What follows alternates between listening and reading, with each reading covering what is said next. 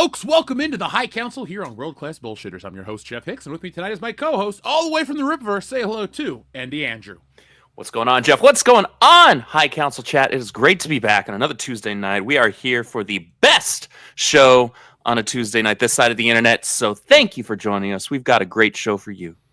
We do. We have a packed show for you tonight, folks, and we have some bad news, though. We have 2 more episodes tonight and next week, and then I believe it is holiday break. Right, Andrew? Is that how the timing works? Yes. So the 10th, the 17th, and then the 24th is Christmas Eve, and we're not doing a show on Christmas Eve. We got to get ready for Santa Claus. He's on his way right now because we've all been good this year. So thank you to everybody who spent 2024 with WCBS. This has been an awesome year. We're really close to 200K. We're in the 199 territory. But beyond that, it's just been a pretty good year across the board. Books are done. Books are shipped. Books are all kinds of stuff, as well as many other More things. books are in the works. Oh, God. Oh, yeah. Tomorrow, according to my trusty Game of Thrones Lannister notebook that I write in, tomorrow is finish the scripting for Stealing Solo 2 and then start layouts, of Act 2 and 3. So yeah, that book's pretty much going to be on the path to being done for tax season. So I'm going to remind you guys that if you want to get a copy of Stealing Solo 1, you watch the videos. I see the numbers lately.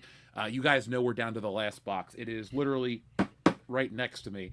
And it's been moving books. So I got to ship books out to the UK and Australia and all sorts of places tomorrow. So if you want to get a chance, if you have a chance right now, but this is your last chance to get the original version. And next year, when I launch the sequel, I'm not going to be having all these books to sell. So now's the time to get in early. Because if you want to know the full story, well, this is the only way to do it. But don't worry. If you do miss out, Stealing Solo 2 gives you all that you need to know for the next book. And it even gives you a teaser of part 3. But that's it. That's all I'm talking about tonight. Folks, we're going to be talking about Marvel being desperate. We're going to be talking about the new Indiana Jones game, the end of Sony, and everything else in between, including whatever you guys want to talk about. But first off, Andrew, we have the word of the day brought to you by Shrebels08. The word of the day is Frost. Captain America, New Frosted Order. Better than New Frosted Tips. How Stella got her Jack Frosted again. Hot Tub, Frosted Machine, and Fistful of Frost. I got one right here. I'm going to challenge anybody in the chat to beat this one. You ready? Mm-hmm. Frosting Amy. Look, if he would have sent it a super chat, I'd be like, I'm done. Because you can't beat Frosting Amy. You will never be this good. I dated an Amy once. She may or may not have been frosted. But, there we go. But, Andrew, you do win the word of the day. But I'm going to give some more like, let's see. Meet the Frosters. Since they're making a sequel to that movie. That's actually pretty good. That's actually pretty good. Honey, we frosted ourselves. Better than Honey, we frosted the kids. We avoided that one. I have been listening to some books on comedy, and the trick is you just got to go where people won't go. So there we go. That's why I said it. What do we got in this room, this office that never really changes much? Frostbusters is in the chat. Thank you, Galf R35. Dude, who frosted my car? That also comes in from Shrebels. Who frosted my car? Frosting Private Ryan. Oh, God! No. Frosting Ryan's Privates? There you go. It's like a porno parody from Mad TV. I'm pretty sure that one's probably already been made. Just the name sounds like it probably would have been. You know how there's like Rule 34? If there could be porn of it, there is. Ours should be like Rule 35. If you can make a sexy title out of any movie, somebody's already done it. So there we go. We've already had Frosting Ryan's Privates.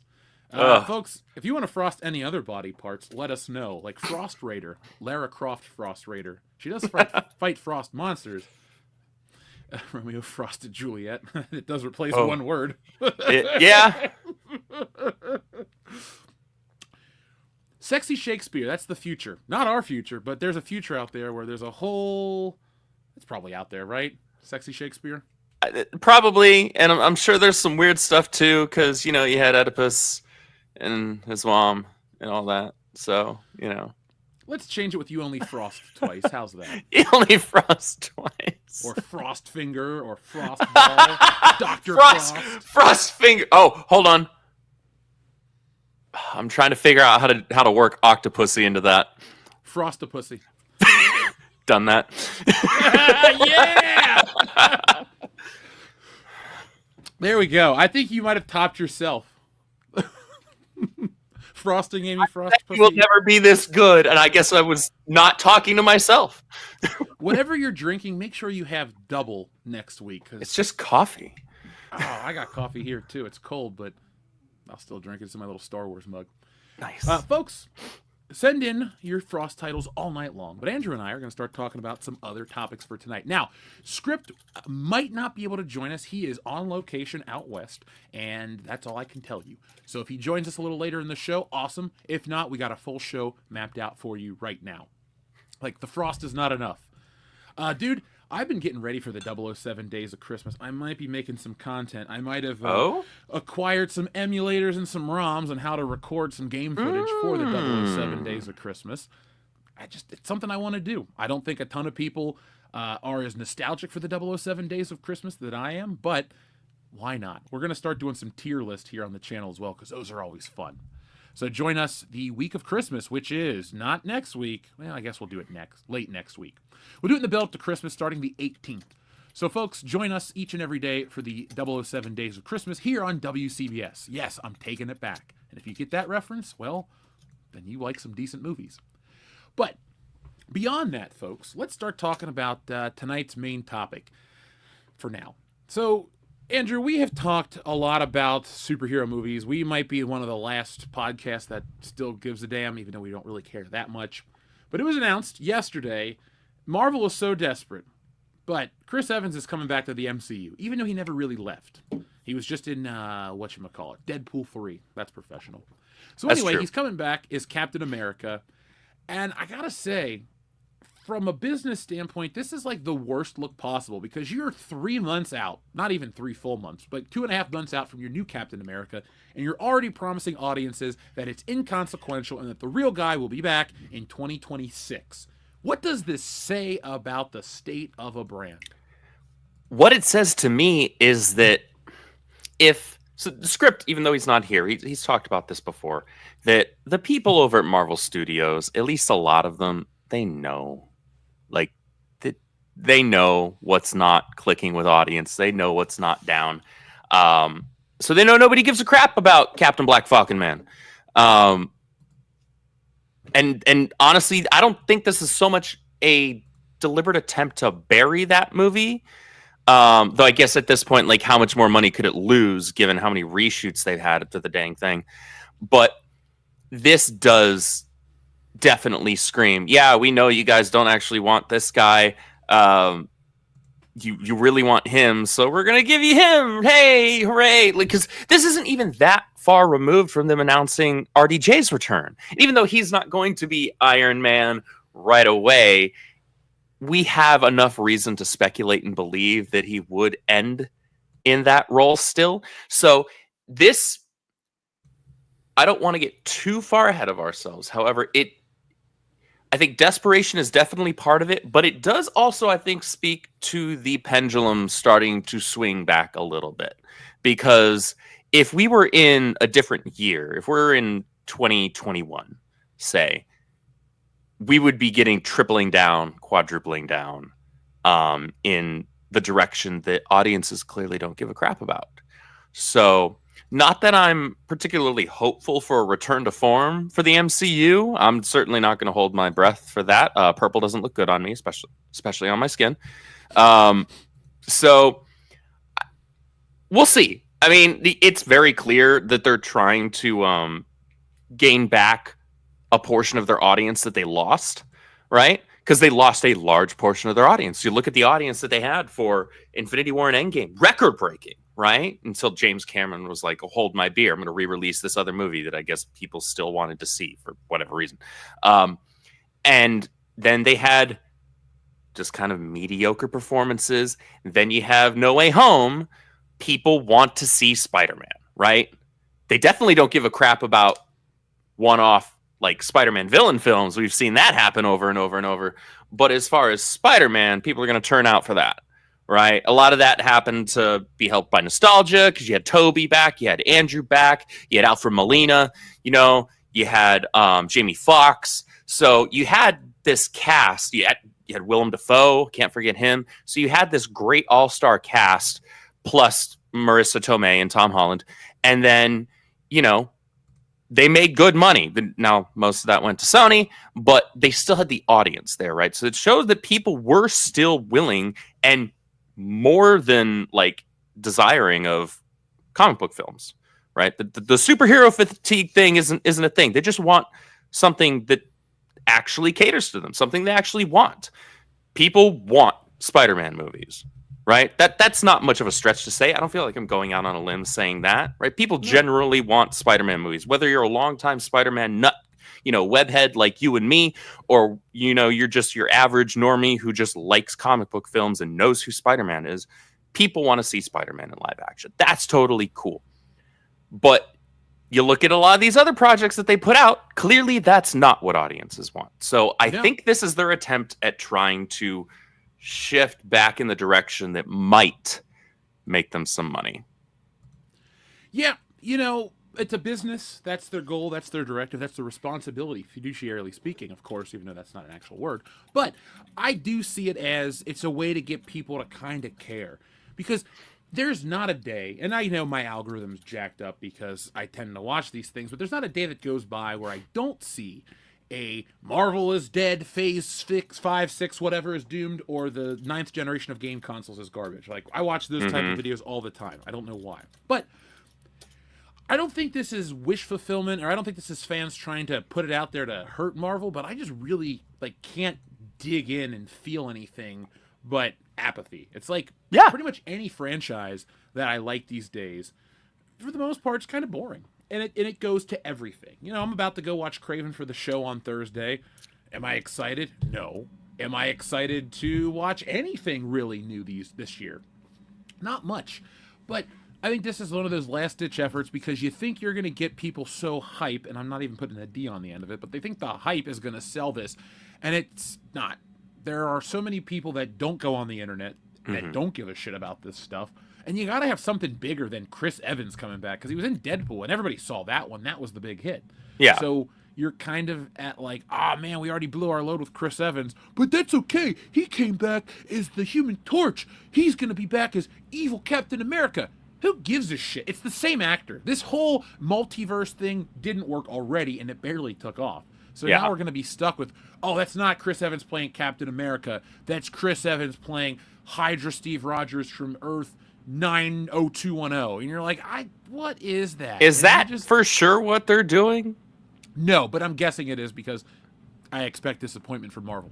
Oh, well then, so that, I didn't even think about that. So that flips the script entirely. Because and this is still an if that is what they wound up doing, going with Nick Spencer's horrible, what was it, Secret Empire or whatever it was they did, with making it that Captain America was secretly a Hydra agent, and that Sam Wilson has to fight against him and defeat him or something like that. Imagine the slap in the face that would be. Because look, Chris Evans isn't the draw, but he was still a great Steve Rogers. And so for people who are fans of that character and fans of Chris Evans' performance, that's a slap in the face. As much as passing the shield off to Sam already was, that's an extra slap in the face. And I don't think Captain America fans are down for another one. I don't think this is going to be a turn the other cheek scenario. No, they'll turn a cheek. The backside, they can watch them walk away because people are going to leave. Freaking moon them as they walk off. Let's see. Our friend John Thomas sends in a super chat that says, "So this isn't Grace Randolph's channel. Is Marvel really going to go the Hydra Captain America route? Because it ain't going to get over." Nice wrestling reference. Captain America was my favorite hero comic. I love Captain America. I'm currently going through the the Justice is Served. Who is he fighting? The guy that would go up to people. Scourge. Yeah, Scourge. You ever read Scourge? No, I didn't. It's a villain that was going through all of the Marvel books in the 80s and killing other supervillains. He would just show up, after, the Fantastic Four would beat somebody, he would go up and shoot him in a disguise and scream, "Justice is served," and run away, and they couldn't catch him. He tried to kill him. It was like Dexter? Thompson. Yeah, but I don't know how the story ends. I don't think this character's going to die and have his sister's memory. Dexter ended poorly. I don't even want to get into it. But I like Captain America the way he is. The classic red, white, and blue salute Boy Scout. I did like the modern interpretation. This guy, Chris Evans, did a good job. So I'm not jaded about the character, but like I said, I don't expect any of this. And I would really like to know, and I'm sure it's just bad takes, but like why Marvel thinks the modern stuff is what people want. You guys have jumped over 60 years of stories to keep telling the most modern take. It's like, oh man, we got to make sure that this Bobby Drake's gay. It's like, no, don't start the X-Men there. Take it back to like 1975. Well, we know why they're doing that. It's because they want those versions to be the definitive versions for the newer generation. They never will, though, man. You know that's the thing. I know, but it doesn't stop them from trying. It doesn't stop them from trying. They will when these movies, like when Avengers comes out and makes like $735 million. When Avengers makes that little at the box office and you're like, oh, wow, this made less than the first Avengers. Yeah. Like, oh, man, it made like 2/3 of what the last one made. That's a problem. That's a problem that they don't want to face. But they will face it because they can't blame the economy. They can't blame a pandemic. They can't blame bigots and racists on the internet. Because look, I got how many views off Captain Marvel? Millions and millions. I love those videos. Thank you, Brie Larson. You're the chick that launched 1,000 YouTube channels, and very few are still running at this level. But I digress. My point is, I love that kind of stuff, but the people on the internet aren't going to make people not go see it in theaters. For as much as, our review of this or that may deter people from watching it, when like no one is watching the Skeleton Crew, or no one watched the Acolyte, or no one watched these things, it's beyond just us. Yes, we contribute, we talk about these things honestly and openly, but on average people are just burnt out on this crap, and we're like this close to people being burnt out on superheroes across the board. If James Gunn and company can't really make Superman this big event that people get excited for and go see and give them hope for a future, I think you're just going to have a Marvel misstep in February. Whatever the hell comes out after that's going to just kind of trip over itself, and we're going to tumble down and create a snowball effect into the Avengers. And then everyone's just going to be like, well, I missed that one in theaters. I'll wait till streaming. And then it'll flop. And that's unfortunate, too, because I'd like to see a return to form for these films. I'd like to actually be excited to see these characters in live action again. But you are right. It is entirely possible that James Gunn stumbles at the freaking 10-yard line, and he fumbles. It's entirely possible. At this point, possible is an understatement when it comes to anything from the MCU being a train wreck. That's kind of par for the course at this point. But people are, I think it's less people's being tired of superheroes, but definitely being tired of what has become the norm for superhero movies, which is they just kind of suck now. Like and so now that's just ingrained into them, and so now there's what you were just talking about, that apathy where it's like they hear an announcement and they're like, I don't care, because we've had year after year after year now for 4 years just about of trash, mediocrity at best, and wildly unlikable characters being shoved down our throats that we didn't ask for and we don't want to see, and so. Why would anybody be excited? That's the unfortunate thing. They shot themselves in the foot. They did that themselves because they didn't have to do any of those movies. They didn't have to do those movies that sucked and nobody wanted to watch and so nobody saw. If they hadn't done that, people would still be hyped regularly to go see MCU films, to go see superhero films in general. DC is still feeling the effects of the Snyderverse, okay? They cannot put out a hit right now. James Gunn is playing from the back foot right now. So if his movie isn't stellar, it's going to bomb. If it's bad, it's going to be a nightmare. Because people just in general have proven they have no interest in most DC films because of what they became accustomed to, because of what they were told. This is what a DC live action film looks like, with the exception of like Joker and Wonder Woman. And Wonder Woman. Yeah, the first Wonder Woman for sure. And the first Aquaman. And the first Aquaman did huge numbers, right? And that's because they were smart with its marketing. It did. And that's actually really pathetic. Aquaman. And people are like, come on, it was so great. It's like, look, Jason Momoa appeals to the ladies, and that is why that's always smart marketing, because We have to hear 1,000,001 blue-haired weirdos on Twitter. Oh, you can't have boobs. Oh, you got to change the feminine form. That's why these stupid video games are out where the chicks look like dudes and the dudes have. I don't even want to talk about that on the show. I pay attention to the Sweet Baby Inc. stuff. I know what's up. I'm not out of the loop. I just don't make a ton of content about it. But I do plan on doing a little more gaming in the new year just because I'm really feeling it. But you could sell so many more tickets on beautiful people, epic stories, relatable, aspirational things, not a bunch of fuck ugly people who bitch about this. Like, we don't want to go to a movie and spend, first off, movies are $20 a ticket. If you make a movie, I don't want to hear people bemoan the patriarchy or bitch about Twitter. Like, I don't want real life up on the big screen. This is a superhero movie where a dude can climb walls or make metal shoot out of his ass. Like, I want these things to be epic and awesome and deep, not like, oh man, microaggression. That's why I got to kill the bad guy because he's triggered me. That's stupid. But that's what we get from these modern books. I don't even read modern comics anymore because they're full of that. And I started picking up my Spider-Man collection again, and I'm just like, I'm buying this on principle. I probably will never read these books, but I gotta catch them all. So, yeah. If anything, definitely don't read any of Zeb Wells' run, which is the run that just ended. I have the books. Is that, well, I'm not gonna go pull them out, but I like them because I like John Romita Jr.'s artwork. That's the only saving grace I'll have, or I can say for that. But that was my take on it. We have more people in the chat talking about this, but I want to give a quick shout out to Rochambeau. Thank you very much, Rochambeau. Rochambeau picked up the Stealing Solo Fandom Menace 4-pack. Folks, thank you for everybody. There are thousands of you who have purchased these books, so thank you for backing me, reading the comic, and getting ready for the next one. But as Rochambeau can attest, you buy the book real regularly anyway, but right now it's the holiday rush. I'm shooting for like 18-hour turnaround time. Like, if you buy your books at night, like a lot of people do, I'll get orders at 11, 12, 1, 2 in the morning. I wake up the next day, we're printing your stuff out at 9 a.m., taking it to the post office by 10.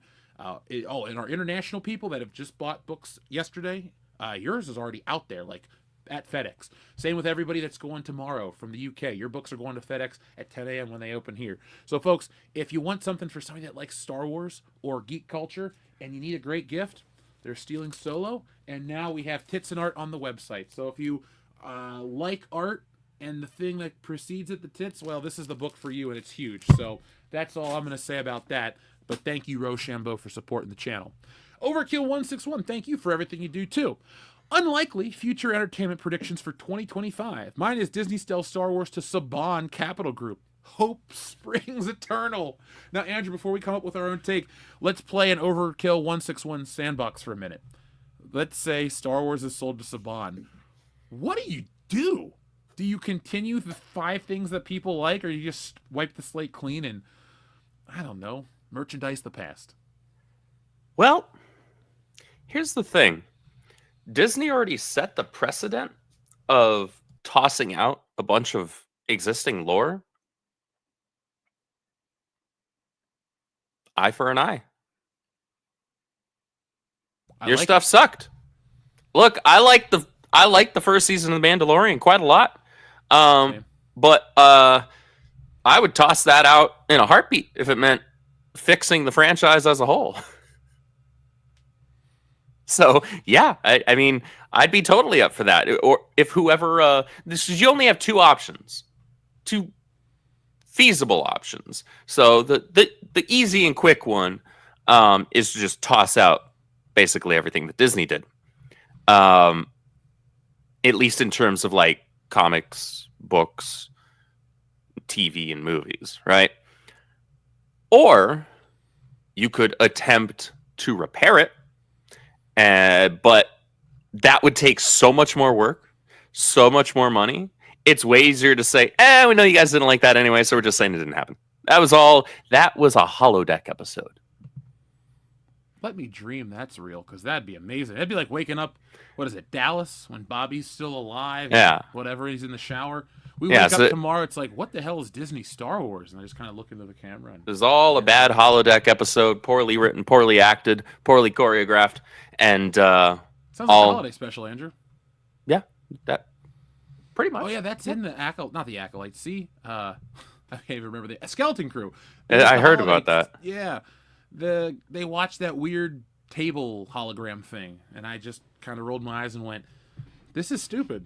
And That was them going, "Hey, look!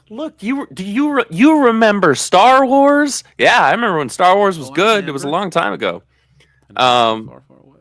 but yeah, it's far easier to just pretend that was a bad dream Luke had, and then we move on with our lives.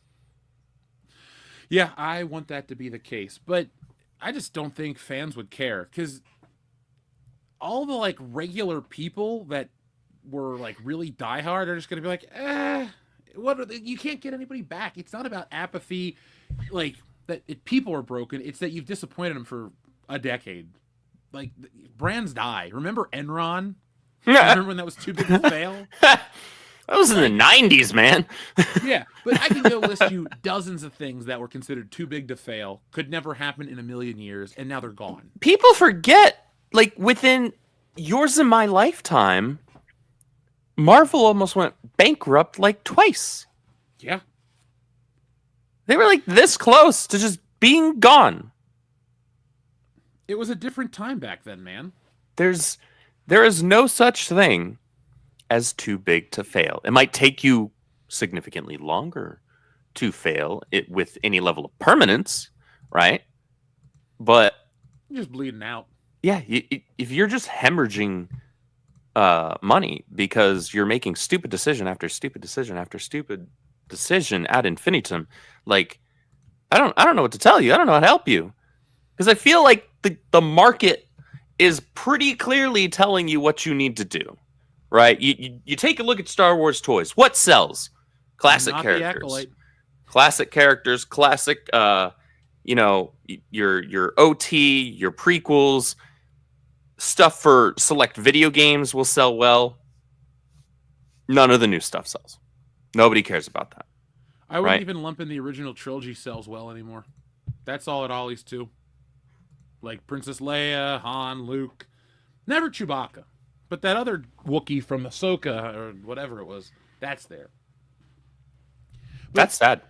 Dude, I found Acolyte toys at clearance, and I don't mean like some store was clearancing them out. They've already made it to the Ollie's rotation. Like they're at Ross Dress for Less currently in 6 months. That's saying something. Like nothing has happened that quickly.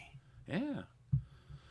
I had some fun making that video. To be fair, I was out taking care of some business, and I just so happened to walk in, and I'm like, wait, Acolyte toys are here? So folks, is that the one that you posted today? Yesterday, yeah, last night. Okay, yeah, I haven't watched it yet. Like I popped it up, and I was busy working, so I like left it running all the way through to give you the view, but I haven't actually like watched it yet. Yeah, there's footage. This isn't me speculating or me going into a Walmart saying, "Hey, they're moving these out because they're not selling." It's like, no, these have already left the regular retail chain. They're already like trying to flush them down a toilet, metaphorically speaking. So, folks, now you got to watch the Ollie's video because I'm on the hunt for the Acolyte toys. When will I find them? Hopefully soon, so we can all laugh at its expense. That's crazy. The only reason, and I say this in all the videos, folks, the only reason we talk about the merchandise as extensively as we do is because it is a reminder of what is actually popular. They can fudge numbers, they can make excuses on Rotten Tomatoes, they can bring back all this crap and blame the fans and call them the names, but you can't blame little kids for not wanting these action figures, and it's not the responsibility of a collector like me to go pick up Reva and Osha and May and Saul because it's my duty. What? Because I'm not white or some shit that I'm supposed to buy the crappy action figures? Come on. Every kid wants Batman. Nobody wants whatever is given from Disney these days. Don't send a kid to America Chavez. Send him to Superman. Something better. Yes. That's what Marvel's roster is, though. It's full of crap. And that's always fun to me. And yes, I have heard about the Shadows of the Empire figures that are getting released. But remember, or pay attention, that Princess Leia is at Ollie's for $6.99. You're paying $50 for a Luke Skywalker and an Ollie's figure. So, do what you will with your own money. Never going to judge anybody because it's your own, your own wallet. But don't be suckered in that you got to get it because that Princess Leia, people are going to buy that and then try to sell you their Princess Leia. Oh, I'm breaking up the set. Go to Ollie's and get it. Shit, you know what? If somebody tries to do that, you find me. I will go pick up a Princess Leia for you, and y'all ship it to you. Of course, you got to pay for all that stuff, but I'll go find you these toys. Don't ever let a scalper rip you off, folks. Also, don't follow me on social media because I will rip into scalpers left and right. But that's a topic for another time. I can't stand scalpers. No. So, in terms of this, since we're on the superhero kick, Andrew, you sent this my way. How would you feel to present it to the audience? What did Sony say is happening with their live-action Spider-Man films that don't feature Spider-Man? That don't feature Spider-Man. So supposedly, this is via the Wrap. They were the one that broke the story, at least. Craven is going to be the last Sony film that is like some solo spider villain spinoff, and potentially their last Spider-Man movie for a while. Now, for me, that's kind of a bummer, at least on the latter half of that. Like, I don't need any more solo Spider-Man villain films because I only care about those villains because of their interactions with Spidey, right? That's what makes them cool. Just as every hero needs a good villain, every villain needs a great hero, right? You need both. Otherwise, they're kind of defeating the purpose. Because what we end up happening so frequently in these Sony spin-off films is we get some like, woe is me, I'm going to try and make this into the sympathetic villain, I'm going to Maleficent the crap out of this thing, right? It's what they do with every single one of them, right? We're supposed to feel bad for these characters, we're supposed to like them. Like, you can kind of get away with that, like with Morbius to a degree, but like Craven, no, I'm sorry, it's not going to work that way. Like Venom, sure. Like, I read Lethal Protectors back in the day. I like anti-hero Venom as well. I like many different versions of Venom. However, nobody cares about going to see Craven. Like, it's this film is going to do horribly. Absolutely horribly. So honestly, they're probably ceasing this because they finally realized, well, we can't make any money off of this stuff. So what they're going to likely do is just continue along with the like Spider-Verse animated stuff, right? Because that makes them some money, albeit not as much as people would probably lead you to believe, given how expensive high quality animation is, even if it is only running at 5 FPS, which is what those movies do. That animation is incredibly costly. The marketing, though, they market the crap out of those films when they're coming out, dude. Like, they market them as much, if not more, than a lot of the live action stuff. So their marketing budget's got to be astronomical. Oh, yeah. So, like, maybe they make a little bit on the back end, and maybe, like, through, like, streaming deals and things like that, because I think it went to, like, Netflix or something. I don't remember. It went to one of them. But like, they're not making money off of this brand anymore. They just haven't been out. They haven't since like No Way Home.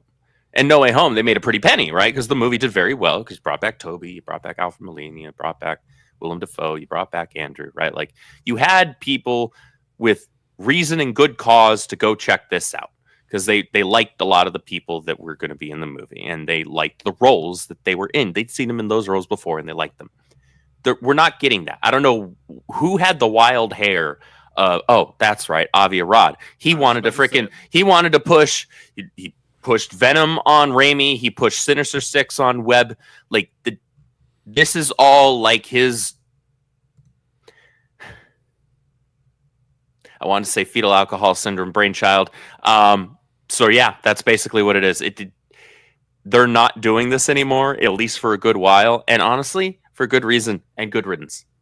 Because I don't need any of these movies. Like, I don't. I just spent the earlier part of the show saying how I want to see a return to form for superhero films. I think getting rid of like spin-offs nobody asked for and nobody wants is a step in that direction. Yeah, I am a big Spider-Man fan of the character, not his world, because I don't think the whole world of shit sells, and that's not a Harry Potter dig, because that's different. Because you want to sell being a part of that world in the fantasy, the robes, the wands, the butterbeer. That makes sense. But like, Spider-Man lives in New York City. I can go to New York City. What's the magical part? The fictional character, not his whole world. And also, too, as having read tons of these books, not everyone's a winner. Like Bad Santa says, they can't all be winners, and very few, if any, of the Sony ones, have been winners. I personally don't have any interest in any of this shit anymore. Like, I'm gonna go see Craven for the show to talk about it, but Craven's Last Hunt, which is literally right here under my desk, because it's my favorite Spider-Man story, I'm not reading it and getting excited. Ooh, look at that nice hardcover. Yeah, I got this Christmas 2007. That is gorgeous. When I started getting into like asking for books for Christmas. And yeah, this is a nice one, folks. Mike Zeck is one of the best Marvel artists ever. If you've never heard his name, what are you doing? I mean, real quick, art showcase. Look at this penciled page, man. This is the kind of quality that you don't get in comics that often. Oh. Look at the muscle definition, the dynamicism and the posing. Yeah, Mike Zeck's retired, so maybe you can get a commission from him, folks, but he does not draw comics anymore. But damn, he was great. But he did it real quick. So, that being said, anything else you want to say moving forward? Because, we forgot to answer Overkill's question about the hot takes or crazy takes from 2025 in terms of entertainment. Oh. I say we get a new James Bond movie announced with Pierce Brosnan. That's my unlikely future prediction. Wow. I'm going to say, on the heels of this announcement that we just talked about, with the Sony no longer doing the spin-off crap, that we get an announcement of Spider-Man 4 and Amazing Spider-Man 3. Dude, Spider-Man 4 would make so much money because they have been merchandising it more. They've been merchandising Tobey Maguire's Spider-Man more than Tom Holland's Spider-Man over the last couple years. It's like, do I need my Mayfix? Yes. Do I got my? Because people with money like you and me will go and buy the expensive figures. Yeah, I did. I do. I'm not ashamed of it. That's my favorite version of the character on film. It looks cool. That suit looks great, and there's tons of texture. From a toy standpoint, you can either get flat blue or all that weird chainmail armor shit. It looks way better than you guys would think. Mm-hmm. But those are our hot takes. I kind of hope both happen because I'll be there day one for Spider-Man 4. I'll be there day one for Amazing Spider-Man 3, even though I don't love it. I think if they were to make that movie, it would correct all the mistakes that the other two have made in my eyes. And so then you would get probably a on the verge of wanting to kill himself Spider-Man. And it would be like, let's see where this goes. Because he's not going to do it, thankfully. Yeah. But you're going to watch a guy that has really never recovered. And maybe we'll get an interesting character study of a man dealing with stress. Maybe we can throw back some of that Uncle Ben guilt, the trauma. And then maybe he'll win an Oscar. You'll have Andrew Garfield, the one actor to play Spider-Man, winning an Oscar. People are just sitting there in the theater crying how is this so good? And we're all just they read the comic books. Right? Somebody decided to do their homework this time. Yeah. I mean, give me the ball to run with. We'll have a 10 movie Spider-Man franchise and a TV show, and it will all connect and not suck. And you're thinking, how can you say that? Because there's easy ways to do these things. Find out what works, tell good stories. That's it. Now, our friend John Thomas with a very generous super chat. Thank you, John. John says, speaking of bad Marvel decisions, will Marvel release... with the release of Captain Black Falcon in February, Black History Month, will they top the by Odin's Fade Miles Morales fiasco from a couple years ago? Motorcycle button, please. I will press that for you in a second. That is like the whole H&M coolest monkey in the jungle thing. Maybe if you're trying to create equality for everybody, Marvel, even though you kind of had decades before I was born, maybe you don't try to be hip and cool because certain demographics are going to read comics forever. Certain demographics are going to go buy video games and play with toys. Miles Morales is the most paint by numbers creation. It's when he wears Nikes or Jordans and he's got this and that, and clearly you're trying to sell this to a certain demographic that already likes Spider-Man. So they cut back on some of the stereotypical shit, And they really hit it home with Black Panther as it like this cultural event. Like if you weren't seeing Black Panther, you weren't black enough or something to vote. Like I don't know. What I know is a person who can go anywhere I want in terms of that decision. I thought it was bullshit. And it turns me off because some of my favorite movies that have black characters or black leads don't make it about their race. Mm-hmm. Only in Beverly Hills Cop does he make that as a joke to get into somewhere. Like, how can a black man dressed like myself walk into the bonded area? He puts the cop on blast. It's meant as a joke. Chris Tucker says never touch a black man's radio. I mean, yeah, I think that's the most important one of all time. Dude, Rush Hour, Money Talks, and so many other movies are just Beverly Hills Cop for the next generation of black comedians. And they're all good. Like, all those movies not Money Talks, excuse me. Rush Hour, Blue Streak, that's what it was. Money Talks is a different beast. I think Money Talks is funnier than Rush Hour, but Rush Hour is more epic. You gotta watch it, because Chris Tucker's great in both. He also wears a fake hair piece the whole movie, because he had to cut his hair for Ruby Rod in The Fifth Element. So fake. They made him like they took foam and like sculpted it. And I don't mean like special foam. They got like mattress foam from the 90s, like that shit that would go on the top of a microphone, and they've got enough of it and then like cut it and put it on his head. So it looks My man probably had like a rash on his top of his head for months after that. You know, it's worth it for the art. I guess, man. I guess. Folks, we have 250 people watching. Hit that thumbs up button to let YouTube know that you enjoy this content. Next year, in 2025, I want 1,000 people watching a show. I'm going to do whatever it takes to get there. And we're going to be telling you guys we want 10,000 likes on a show. How are we going to get that? 10 times the amount? We're world class. We'll make it happen. But I don't think... You will definitely hear the writers of these journalists, and you'll have these people try to push the Black Captain Falcon... Sorry. The Falcon, a.k.a. Black Captain America, during Black History Month. But you got to remember, Black History Month is to remember people that contributed to society. A fictional character that is only a couple years old, when you have Obama as a president and this person is a justice, like you're not really achieving anything by making, we're going to put Captain America out. You're not breaking any more glass ceilings, guys. No. There's none of that shit's going down. What's happening is people roll their eyes, and it makes people just, like, no matter what you look like, people just go, oh, this shit again. Me and Dion have these conversations. This shit again. It's stupid. It doesn't get anybody to buy. You know what gets people to buy? Blade. People will buy Blade. He's not a Black History character. He's a vampire hunter, a daywalker. No, he's just a badass. Cool. Yes, and we'll all buy that. But, John, I don't think we're going to get anything that cringy on an official level, but if we do, I am very happy to be wrong, because I want to laugh at Marvel. I'm sure the channel will do well. We have our bread and butter. I like it. But here's a button you requested. Get what you fucking deserve! Oh my gosh! Since you didn't tell me which motorcycle button you wanted, let's give you this. Did you see that guy accidentally hit that moose with his car? No. Holy shit. Jamie, pull that video up. Oh my god, oh my god. Oh my god.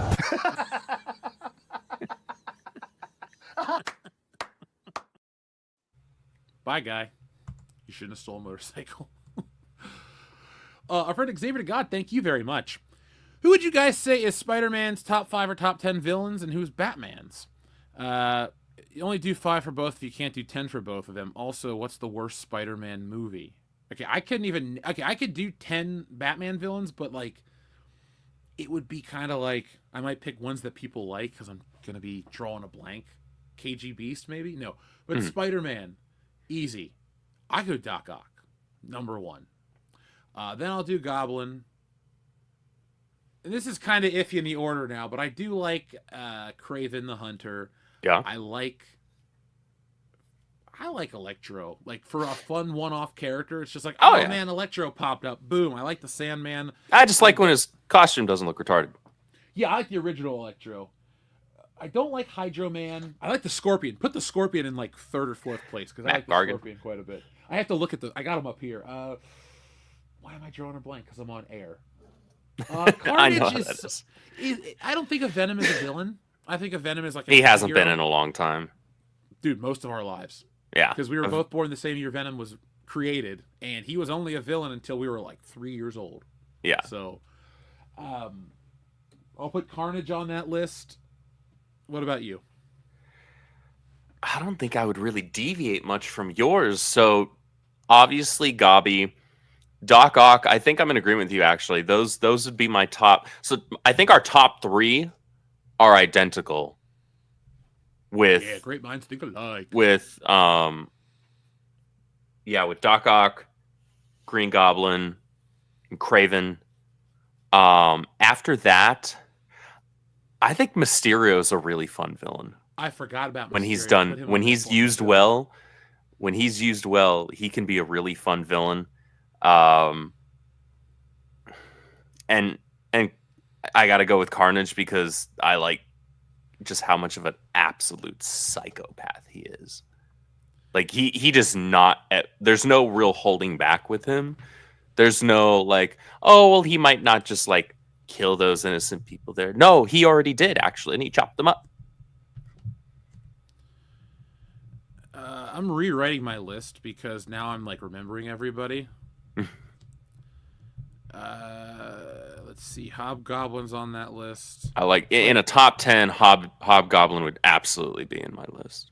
Yeah, because I got it: Ock, Goblin, Mysterio, Scorpion, Kraven, Hobgoblin. Because the symbiotes, they're fine, but come on now. Like, I guess I look at it differently, and I don't want to sound like a condescending dick, but I remember how excited I was as a kid watching Spider-Man fight Carnage and Venom and all that stuff. Mm-hmm. But then, unlike most people, I actually just read all the books because I got interested in it. So I'm like, oh, these characters are fine, but these characters are awesome. So I'd rather read those characters, not because, they were fun. Well, the symbiotes were it was the cool factor is what sold them, really. Yeah. Right. The writing behind them, ranges from like pretty good to pretty bad. But it was the cool factor. They sold a lot of toys. Yeah, and video games. I don't own a single Carnage toy. I don't either yet. I actually I wanted to get that Marvel Legends one that they showcased. It was a handful of months ago, so it was earlier this year. But it didn't look like a Marvel Legends with just how crazy detailed and high quality it looked. And like the second I saw it, I went to try and pre-order it, and it was already gone. Oh yeah, for the symbiotes and those like '90s nostalgia characters, you got to be Big Bad Toy Store, Hasbro Pulse that day. I wanted to pick up the Japanese import of Venom and Carnage, but I'm like, $104 for characters I don't really like. Oh, pass. But I'm gonna lose some fans right here because like I bought Jubilee, but I didn't buy Venom or Carnage. Man, I have the rest of the X-Men. Come on, like you got to get them all. That's my reasoning. I own all the Spider-Man figures, but like I don't buy Ben Reilly because I think Ben Reilly sucks. Sorry, folks. If you like Ben Reilly, please do not take that personally. I would toss out every single clone and Spider-Folk person in a heartbeat. Yeah, they're just not good stories. No matter how we remember them, they suck. Dr. Seward Trainer, that guy's a joke. Judas Traveler, another. These characters are all crap. From no one cares about that. Like 1994 to like 2002, Spider-Man was in a pretty dark place. And I'm not talking about the other titles. Just amazing. But for me, sorry, Andrew, the worst Spider-Man movie is still Amazing Spider-Man 2. I can't really watch it. What is your worst one for you? Far From Home. That is a shitty one. I hate that movie so much. I don't like Jake Gyllenhaal as Mysterio. It's just such a weird casting choice. It's like, I can't be Spider-Man, so I'll be Mysterio in the future. Yeah, I think he's a good actor. I like. No, he's definitely a good actor. It's just good actors can be miscast still. Is there a multiverse where the Vulture is a top 10? The Vulture is up there on my shelf. I think it's just an old man that Spider-Man punches in the head. That's kind of like, they're like, oh man, Spider-Man's this great hero, but he's beating up the elderly. You're making Spidey seem like kind of a dick. He kind of is, buddy. It's true. It's true. Now, our friend Shrebbles08 asks for a couple of buttons. Since it's the holiday season, and I'm going to answer my question at the bottom of the screen, is Die Hard a Christmas movie? It absolutely is. Of course it Here's is. the Die Hard. Next question. Glass? Who gives a shit about Glass? Who the fuck is this? This is Deputy Chief of Police Dwayne T. Robinson, and I am in charge of this situation. Oh, you're in charge. Well, I got some bad news for you, Dwayne. I'm not the one who just got butt-fucked on national TV, Dwayne. Yes. That laugh makes it. I was at a Christmas party on Friday, and we all were like, what are we going to drink to? And I was like, well, we took a vote, but I was like, I vote for Die Hard 3 times. I guess they took my word for it, but we watched Die Hard and we drank. It was the greatest Christmas party I've been to in a while. Shout out to my friends. Oh, and here is the other button you request. I got to get, maybe I'll do like a greatest hits tab where I can get to these a lot quicker. But until then, folks, you'll have to just watch me scroll through all these wonderful buttons to get you this one. Who's that Pokemon? It's Uncle Ben. Ouch. Oh, somebody also mentioned the Sandman. I like the Sandman. Like the first appearance, I was reading it the other day for fun, because I don't read comics for anything else. But no, he's a fine character, and the Rhino's okay too. But the Rhino had a really great stopping point where he like found a woman and got married, and then they killed the woman and he became a criminal again. And I thought it was better to just leave the character out there and never bring him back. It kind of made it feel like, oh, everybody gets a second chance. Okay, Yeah. cool. And the Rhino found his. Enrique Vasquez, thank you very much for being a member for 22 months, just like Shrebbles08 and Xavier to God. Thank you guys for supporting us for nearly 2 years. We greatly appreciate you guys. Hail High Council, please tell Script to Fix Hollywood with Chato. Are you guys going to see Sonic 3 or Nosferatu? Detention button, please, with Bobo. Or, with... Oh, yeah, that one. Got it. Mitch, cut it out. I will not go see... Well, I don't want to say I'm not going to see Nosferatu. I'm just... It's like lower priority. And Sonic 3 is a no because I haven't seen Sonic 2. But when I catch up, I will watch Sonic 3. Andrew, are you a yes for Sonic 3? I am actually fixing to go to the Thursday evening fan event at my my local AMC. So that's my plan for next Thursday. Oh, it's next Thursday? Mm-hmm. Well, folks, it's before Christmas, so you'll be able to spend the holidays with Sonic the Hedgehog, just like we used to back in the 90s. He had blast processing. He was faster than Mario, but I liked Mario. He also had a Sonic the Hedgehog Christmas special. He did, and he had Urkel voice him, and he was awesome. Jaleel White's cool. A lot of people were like, "I don't know him." Yes, you do. Steve Yeah, Urkel you had a do. doll. Yeah. He had a coloring book. That's a weird one to have. Now, Enrique, I'm pulling up your button for you right here. You had enough yet? No. That's another one. So? You just say the word, I'll keep going. Go. Eeny, meeny, miny. Mo. Your mother was a... Ho. He was a famous clown. Bobo. Mitch, cut it out. That's a good movie. And you know what? One more. Cry me a river, dick face. That's a good one. I think it's safe to say that this YouTube channel has more love for Paul Gleason than any other YouTube channel. Why? Because we have three Paul Gleason buttons. We have both of those from Not Another Teen Movie as well as Die Hard. Maybe in the new year we'll have Trading Places when he tells the guy to screw off. I don't know why I'm censoring myself, but I don't know. I like the monetization. So yeah, we will have that button in the new year, folks. We have a lot of new stuff coming in the new year. I'm excited, but we have a couple weeks left in this year, and there's still a lot of stuff to talk about tonight and more. So, in terms of content that's out there that I found pretty good, this new Indiana Jones game is out. Have you been hearing any of the hype surrounding it or lack thereof?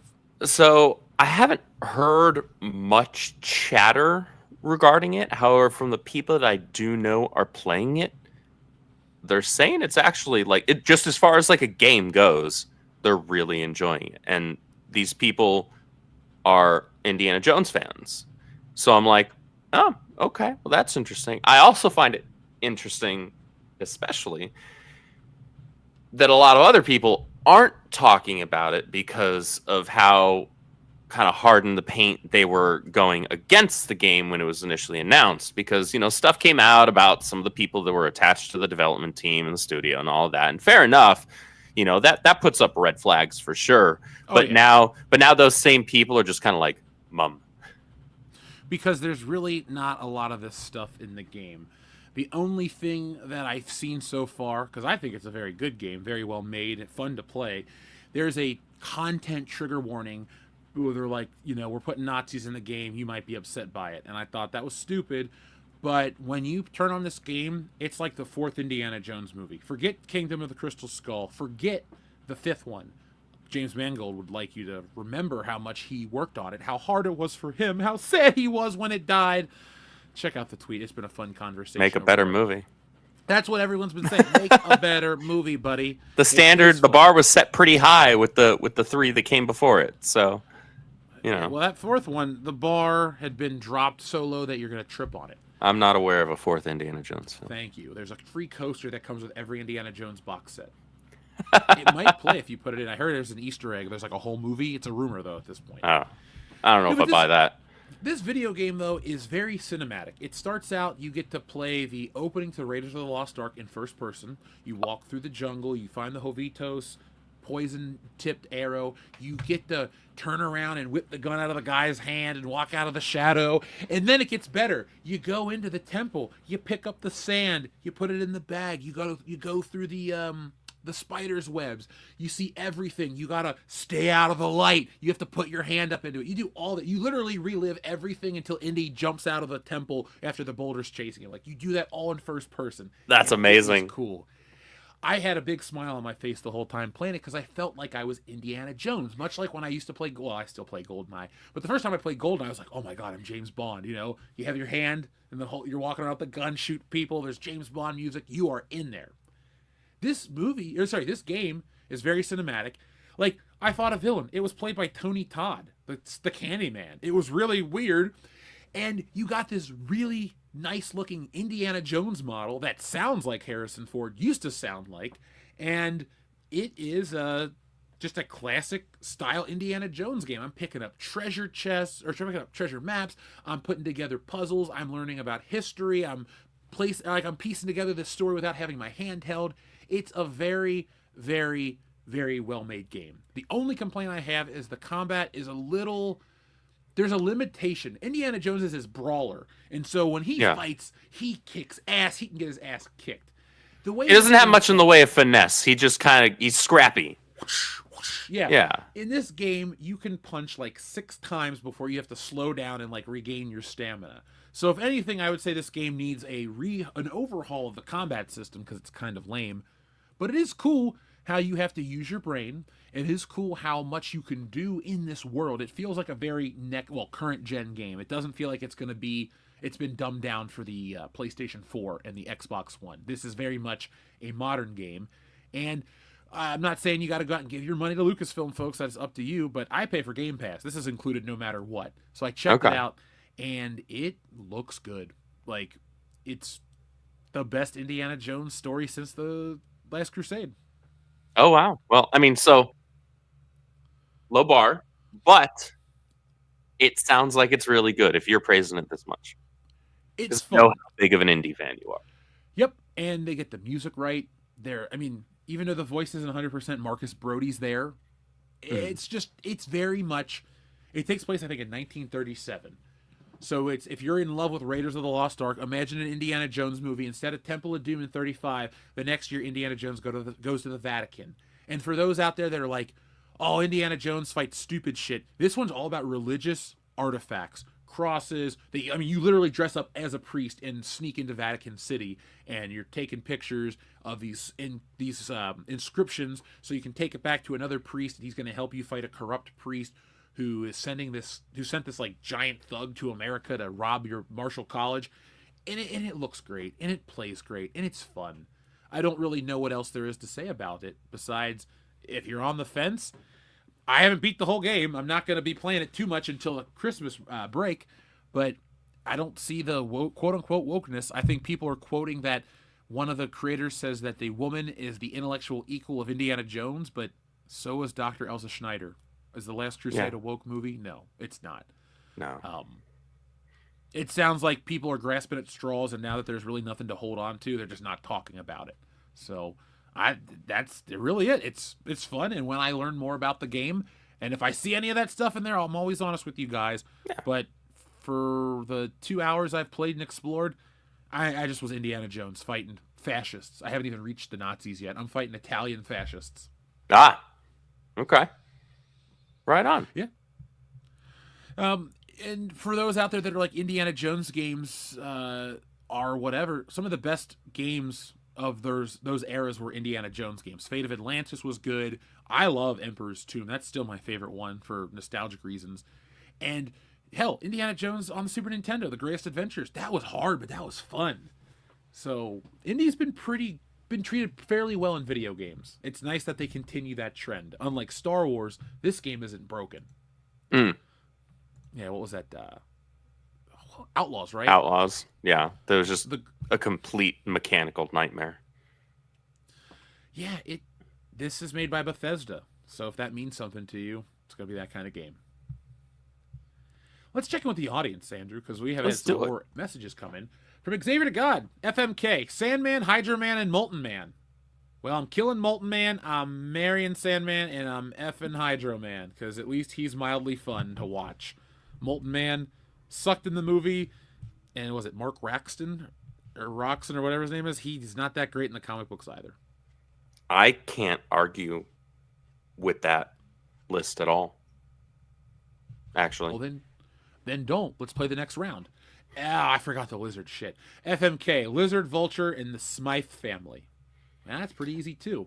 I'm killing the Smythe family. I'm marrying the lizard and effing the vulture.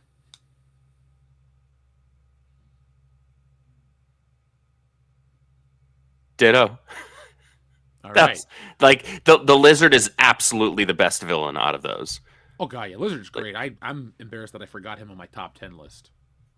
Yeah, Lizard is fantastic. Kurt Connors is a great character. Oh yeah, because it's like he doesn't really know what he's doing. Like, yeah, there's a great issue where he breaks. I think it's 365. He shows up to his son's birthday party, and like doesn't realize that he's like scarring his kid emotionally or like scraping his face. But then the kid tries to pull a gun on him, and then he like has a moment of clarity. It's for what it is. It's very interesting and very fun to read. Yeah. Here's a good one. All Crime. From Xavier to God, FMK, Kingpin, Tombstone, and Silvermane, a.k.a. Silvio Manfredi, I believe is his name. Yeah. This one's actually not very difficult. Nope. I'm killing Silvermane, effing Tombstone, marrying Kingpin. There it is. 3 for 3. The Kingpin is... Some people say, is he a Spider-Man villain or a Daredevil villain? I say he's Spider-Man first because he debuted there. Mm-hmm. And there are some great Spider-Man stories with Kingpin. Oh, and incredible! My favorite artist. Incredible ones. Like, I can understand Daredevil fans' argument, but he really was Spidey's villain first. So he's kind of one of those villains that's like, he's kind of a shared villain. Yeah, he's I'm trying to think of another shared villain in the Marvel Comics world because like. Magneto is clearly X-Men, excuse me. Doctor Doom is like at one point Doctor Doom was the villain of Marvel, but I think he's gone backwards to just the Fantastic Four. Yeah, at least in recent comics, he's the Fantastic Four's villain, though the whole hook for the newest run of Amazing Spider-Man that just started, it's only 2 issues in. Doctor Doom is currently the Sorcerer Supreme, and he kind of tricks Spidey into fighting against these like underworld demonic entities for him because he doesn't want to do it. I have the book. I'll eventually read it, maybe one day. I know I sound so excited. It's fine. It's like, it's nothing amazing. It's nothing spectacular. It's certainly not a superior book, but it is better than Zeb Wells' run. That's not saying Again, much because that's Zeb the Wells' lowest of stuff low is bars, man. that is absolutely the lowest possible bar. Like that's worse than anything that Slot ever put out. And Slot put out some stinkers. The worst. He is. I can't think of a single-handedly worse Spider-Man writer. Hell, I'll go comic book writer for me because that guy just ruined all my favorite shit. And whatever contract he has, it's like forever canon, and they won't stop adapting it. They won't stop like shoving it into cartoons. It's like, I get it. You'd think that people were tired of the classic stuff, but we really weren't. Like every generation would go back and watch those same comic books brought to life in cartoons and go, cool, I want to see him fight this character and that character. And now it's like, who the hell is John F. Kennedy? No, but it's like they don't know who the hell they're going to fight now. It's just like generic ass villains. Yeah. Nope, you're right. Yeah, they did ruin him by making him Iron Man, especially in the book when he started that world conglomerate and he the Spider-Man worldwide stuff. That was where he really lost me. That was where I was like, all right, I'm okay. I'm good. Yeah, I wasn't good or okay with any of it, so I just didn't buy it anymore. Let's see what the chat's saying about some of these Spider-Man villains here. Kingpin in New York, yeah. How do you feel about the Red Skull? I feel like he's a character that isn't utilized particularly well in media, just in general, because like he was written well in Captain America: First Avenger, and they just disappeared and they randomly brought him back in Endgame because he's just chilling there, with the Soul Stone. It was the Soul Stone, right? I think it was the Soul Stone. Yes, the yellow one, right? Yeah, it was the Soul Stone. Because reasons. And then in the comic books, like, look, I get it. He was under Hitler, and therefore, like, there are certain connotations and associations with that. They just nowadays they utilize him as a mouthpiece for whatever political individual they don't like is, and so it's just annoying. And they're not even doing, because you don't even have to do that. Like, nobody likes Red Skull in terms of, like, sure, you could like him as a villain, but nobody likes him as in, oh, I like him as a person, like, a lot. Nobody does that. Like, there's nobody out here praising anything that he says or does. Calm the heck down. You don't need to pretend like he needs to be viewed as some reprehensible human being, because he already is. Yeah. He's not a hero to anybody. He really already is. Nobody looks at him as a hero. You don't have to convince us he's a bad guy. And you're right about them trying to just use him as a whatever insert for the whatever side. Well, we know what side they're complaining about, whatever specific politician. And it gets tiresome. The Nazis are the most, I don't want to say greatest because I don't want them to come off as like a positive thing, but you can make them villains forever through history, and it's like, oh man, if they're the real ones, everyone wants to, or the Illinois ones, but everyone wants to watch them get beat up or punched or shot. Like, this whole naming people in the modern age, that is stupid.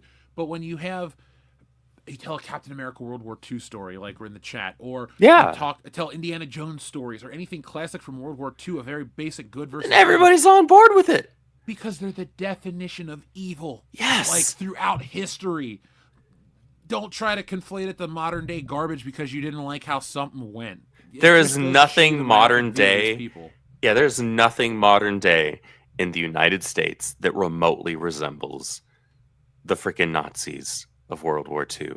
Like, that is, to do that is to dilute something that was absolutely reprehensibly evil. But Andrew, on social media, we're all those terrible things because we didn't like a movie. I don't know how to help those people.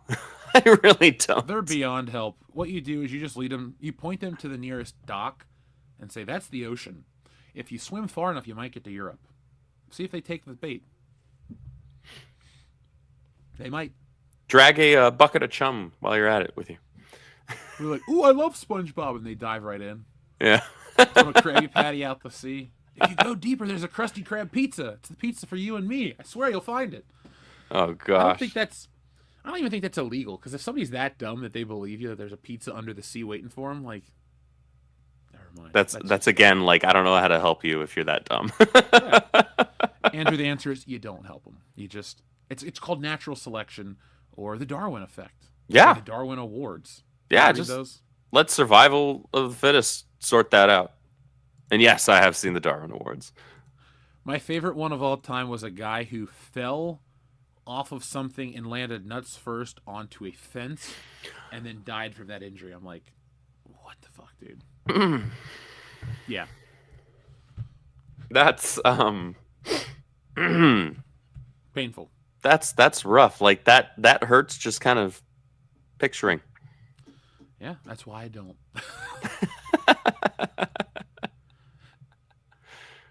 Sniper yes, I Elite have games. seen Yeah, that they're Wendy's. the Nazis are also enemies in the Sniper Elite games. You ever play that? I played one of them. I don't remember which one. I have it for the Switch of all games, or all systems, excuse me, because it was like $3. Oh, well, there's the reason. I will pay full price for games I like, Yeah. but if there's like a $5 video game, like they had the Sega Collection the other day, and I was like, man, the Sega Collection's only $5.99. I bought it. Did I need it? No, but I will play Sonic the Hedgehog on it. I will play Streets of Rage. I will play a lot of Sega Genesis games. Good choice. Good choice. Dude, like the me some Genesis Blaze was Fielding. awesome. What'd you say? I said I like me some Blaze Fielding.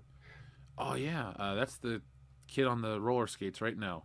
No, that's the hot chick. Okay, With the jacket. Axel. Yeah, Oh. no, she's the one with the jacket and the red dress. Andrew, I'm a sexist. I've never played a fighting game as a woman. That's not true. I used to play. I was going to say, you are not going to sit here and tell me you never played Street Fighter or Mortal Kombat as one of the babes. No, in Street Fighter, I'm always Ken in the red gi. Never switch. I don't like any other character. Just Ken. Okay, fair enough. Mortal Kombat, I used to be a Liu Kang kid because everybody was. Because you held a button, he did the bicycle kick. It was the easiest character. I was like Sub-Zero and Scorpion. That's about as far as I went. So, yeah, I like. Of course, I've played as all the characters to see what they're like, but I don't like use them regularly. Like when I play Street Fair Fighter, enough. I'm not like, oh man, Chun-Li, I can't wait to use her. It's like, nah, I'll fight her and listen to her scream, ah, you win. No, like I love Street Fighter too. It's great. I'm a Cammy guy. I grew up with Street Fighter 2 Turbo that didn't have Cammy in it, and I didn't do any other edition of Street Fighter for years. So that is the one that I always played. It was just Chun-Li. And Chun-Li, that was the only woman in Street Fighter 2 when I started playing it. No Cammy. No, I like her, though. Not in the movie. Even though Kylie Minogue's cool and all, that movie is just... Folks in the chat, what is the worst... Okay, of these two, what is crappier? Street Fighter or the Super Mario movie? Pick one in the chat right now. 1 for Street Fighter, 2 for Mario. We'll take an impromptu poll right here in a moment. What say you, Andrew? What is of those? I'll rewatch the Street Fighter movie for no other reason than M. Bison. Of course. For me, it was a Tuesday. I will watch it for that scene. I don't think you could pay me. That's not true. Everyone has a price. But it'd be a pretty high price to get me to watch the Super Mario Brothers live action film ever again. I have seen that movie once all the way through. Never again. I saw it in theaters as a kid.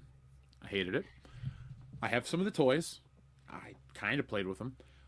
But for the right booze, I would watch the Super Mario movie. Like, I don't want to watch it. I'd pick Street Fighter completely sober, but if you're like, hey man, let's have a couple beers, watch Street Fighter and Super Mario, I'm like, okay. Just point and laugh at the movies. Now, if you threw in Double Dragon, then I might be like, I can't watch any of these. God, Double Dragon's terrible. Looks like we're getting a lot more love for Mario, right? Wasn't Mario 2? I don't remember. I think it was. Yeah, that's what I think so too. Yeah, easy. Street Fighter is better because it has Raul Julia. Yeah, Raul Julia was excellent. I mean, that's the first thing you mentioned as soon as we brought this movie up. You're like, oh man, Raul Julia. Yep. R.I.P. Gomez Adams. That dude was in like a surprising amount of like movies I watched as a kid. Some were for kids, some weren't for kids. Some definitely were not. Some would argue Street Fighter is really not for kids because it makes no sense. Even a child couldn't follow it. Yeah, well, that was also video game adaptation plots in general, I think, for the most part. When it came to that decade, I don't think any of them made much of a sense. Let's take it one step further. A lot of video games didn't have these great complex stories that they would have starting at the end of the decade. That's true. Like gaming really matured once we get to Kojima and Ocarina of Time, and well, even Ocarina of Time, I wouldn't say is super matured. It's a pretty straightforward story, especially for something that's got time travel. It's still a pretty straightforward story. I love it. It's my favorite Zelda game. Same. Okay, so I got the Dolphin emulator and all this crap, and I was checking out Twilight Princess on it, and it looks wonderful, and I'm like, all right, I'm about to go on a new journey through Twilight Princess again, because that game was great. I got it on the Switch, no, the Wii, excuse me, and it just kind of sucks. Yeah, I like it better on the GameCube personally. Well, I like it best on the Wii U, and it's HD.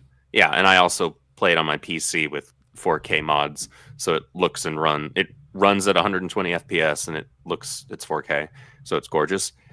But on the Wii, I don't like doing this with the stupid controller in order to play a Zelda game. That's why one of my least favorite Zelda games ever is Skyward Sword. It actually has one of the better stories out of all of them, but I hate the gameplay. Same. So I hated it so much that I stopped playing it because I bought it for the Switch, and I was like, oh man, Zelda, here we go. Yeah. No, it's just a tremendous. I don't want to get, I don't know, not exhausted in the literal sense, but it's exhausting doing that and playing the game that way. I don't like it at all. I still enjoyed the Tears of the Kingdom, but I beat it and I never went back and played it anymore. It was just like, oh, that was cool, and that's it. Yeah, so, I'm with you. John Thomas, thank you very much for your generous super chat. John says, we all want new stuff, but I love Underworld. Beckinsale, noped out. Otwell, Ortega can act, but action? The woman from the Pirates Trident movie, Emily Blunt, Keira Knightley? So how do you feel? I know you love Underworld. You're a big Kate Beckinsale fan, correct? Yes, I am. And I love the Underworld films. In fact, I have the Blu-ray collection of all of them. I also like Haley Atwell. I'm not quite sure what the connection there is, though. Why did he bring up Atwell and Ortega? Oh, I guess because they're like, does Haley Atwell actually do action in her movie? She's pretty, she can act, but like she just kind of stands there while Captain America does all the action, right? Well, I mean, you had Agent Carter. I forgot about. Oh yeah, and then I like she was Carter. And she was also in the most recent Mission Impossible. Oh yeah, she always dresses like a bartender or a magician in all of her movies, and it works fantastically. Well, I ain't complaining. Of all the ladies in the MCU, that's the only one I'd time travel for. Like, I get it. Yeah. But I had this discussion with a friend the other day. I don't really like Emily Blunt that much. She's not a selling point for a movie. I don't dislike her. I won't go, oh man, Emily Blunt, I hate her face. It's just like, oh, it's Emily Blunt. Who else is in the movie? I don't know if I'd call her a selling point per se, but I do tend to really enjoy her performance in whatever she's in. Because she's a very good actress. But nobody's selling me on going to see a film because Emily Blunt's in it. No. It used to be Scarlett Johansson when I was younger because I thought she was like that good looking. But nowadays I don't know. I don't want to say different tastes. I just don't watch movies based on that anymore. Yeah. No, that's totally fair. Action women. I mean, obviously we can always go the Sigourney Weaver route because she was great. Mm-hmm. But in the modern age of action ladies, I know people went nuts for Alicia Vikander about a decade ago, but she came and went. She did Ex Machina and played Lara Croft in the forgettable Tomb Raider movie. I enjoyed And that movie actually. Oh, I'm not saying it was bad. I forgot it existed. Like I had think to a lot of like, people forgot that it existed, and 'cause we most had people didn't Angelina see Jolie. It's weird to think that Angelina Jolie is the most recognized Lara Croft still. 23 years later, she's still it. a It is high pretty bar. wild, and those movies aren't actually anything to write home about. They're just fun action flicks. I walked out of the first one. Like I went and Oh, saw did Fast you? and Furious. Yeah, I hated it. I was so excited. I rode my bike to the theater, and I felt like I wasted my money. And about 20 minutes in, I was like, you know what? The Fast and Furious is starting. I'm gonna go watch that. So I snuck in. I watched Fast and Furious instead, and I watched everyone in theaters up until 10. I've also given up on that franchise, but that's a topic for another time. Let's see, Jessica Biel. I like Jessica Biel.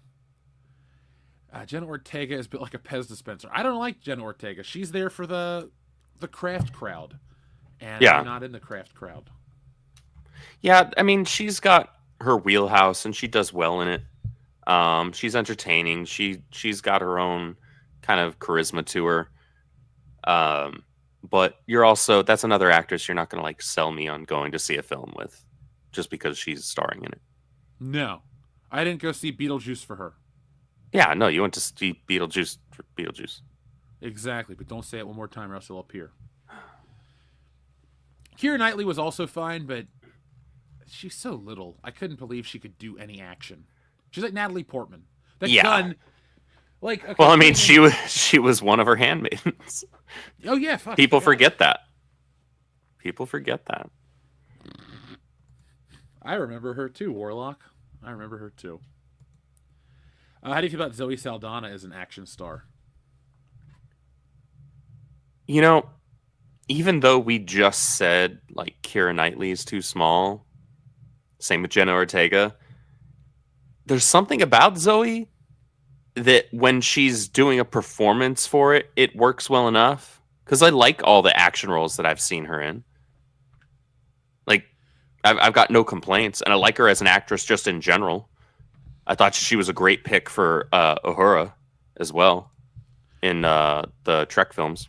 I agree. The only thing I'll disagree with is this movie called Columbiana she did. I haven't seen that one.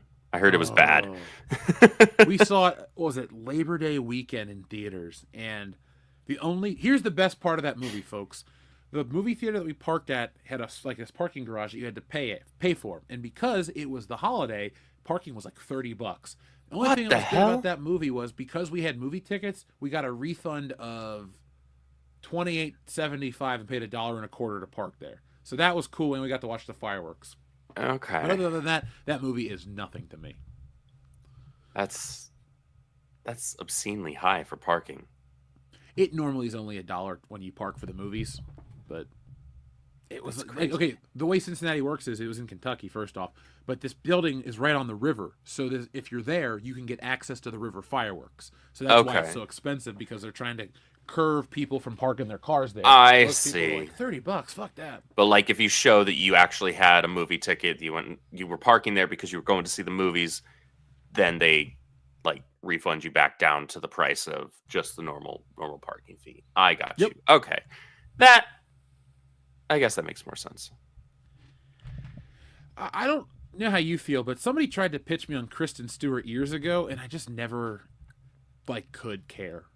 No, she just isn't a very good actress to me. No, she's not. She's bland. Like, we talk about Brie Larson being, a plank of wood when it comes to her acting.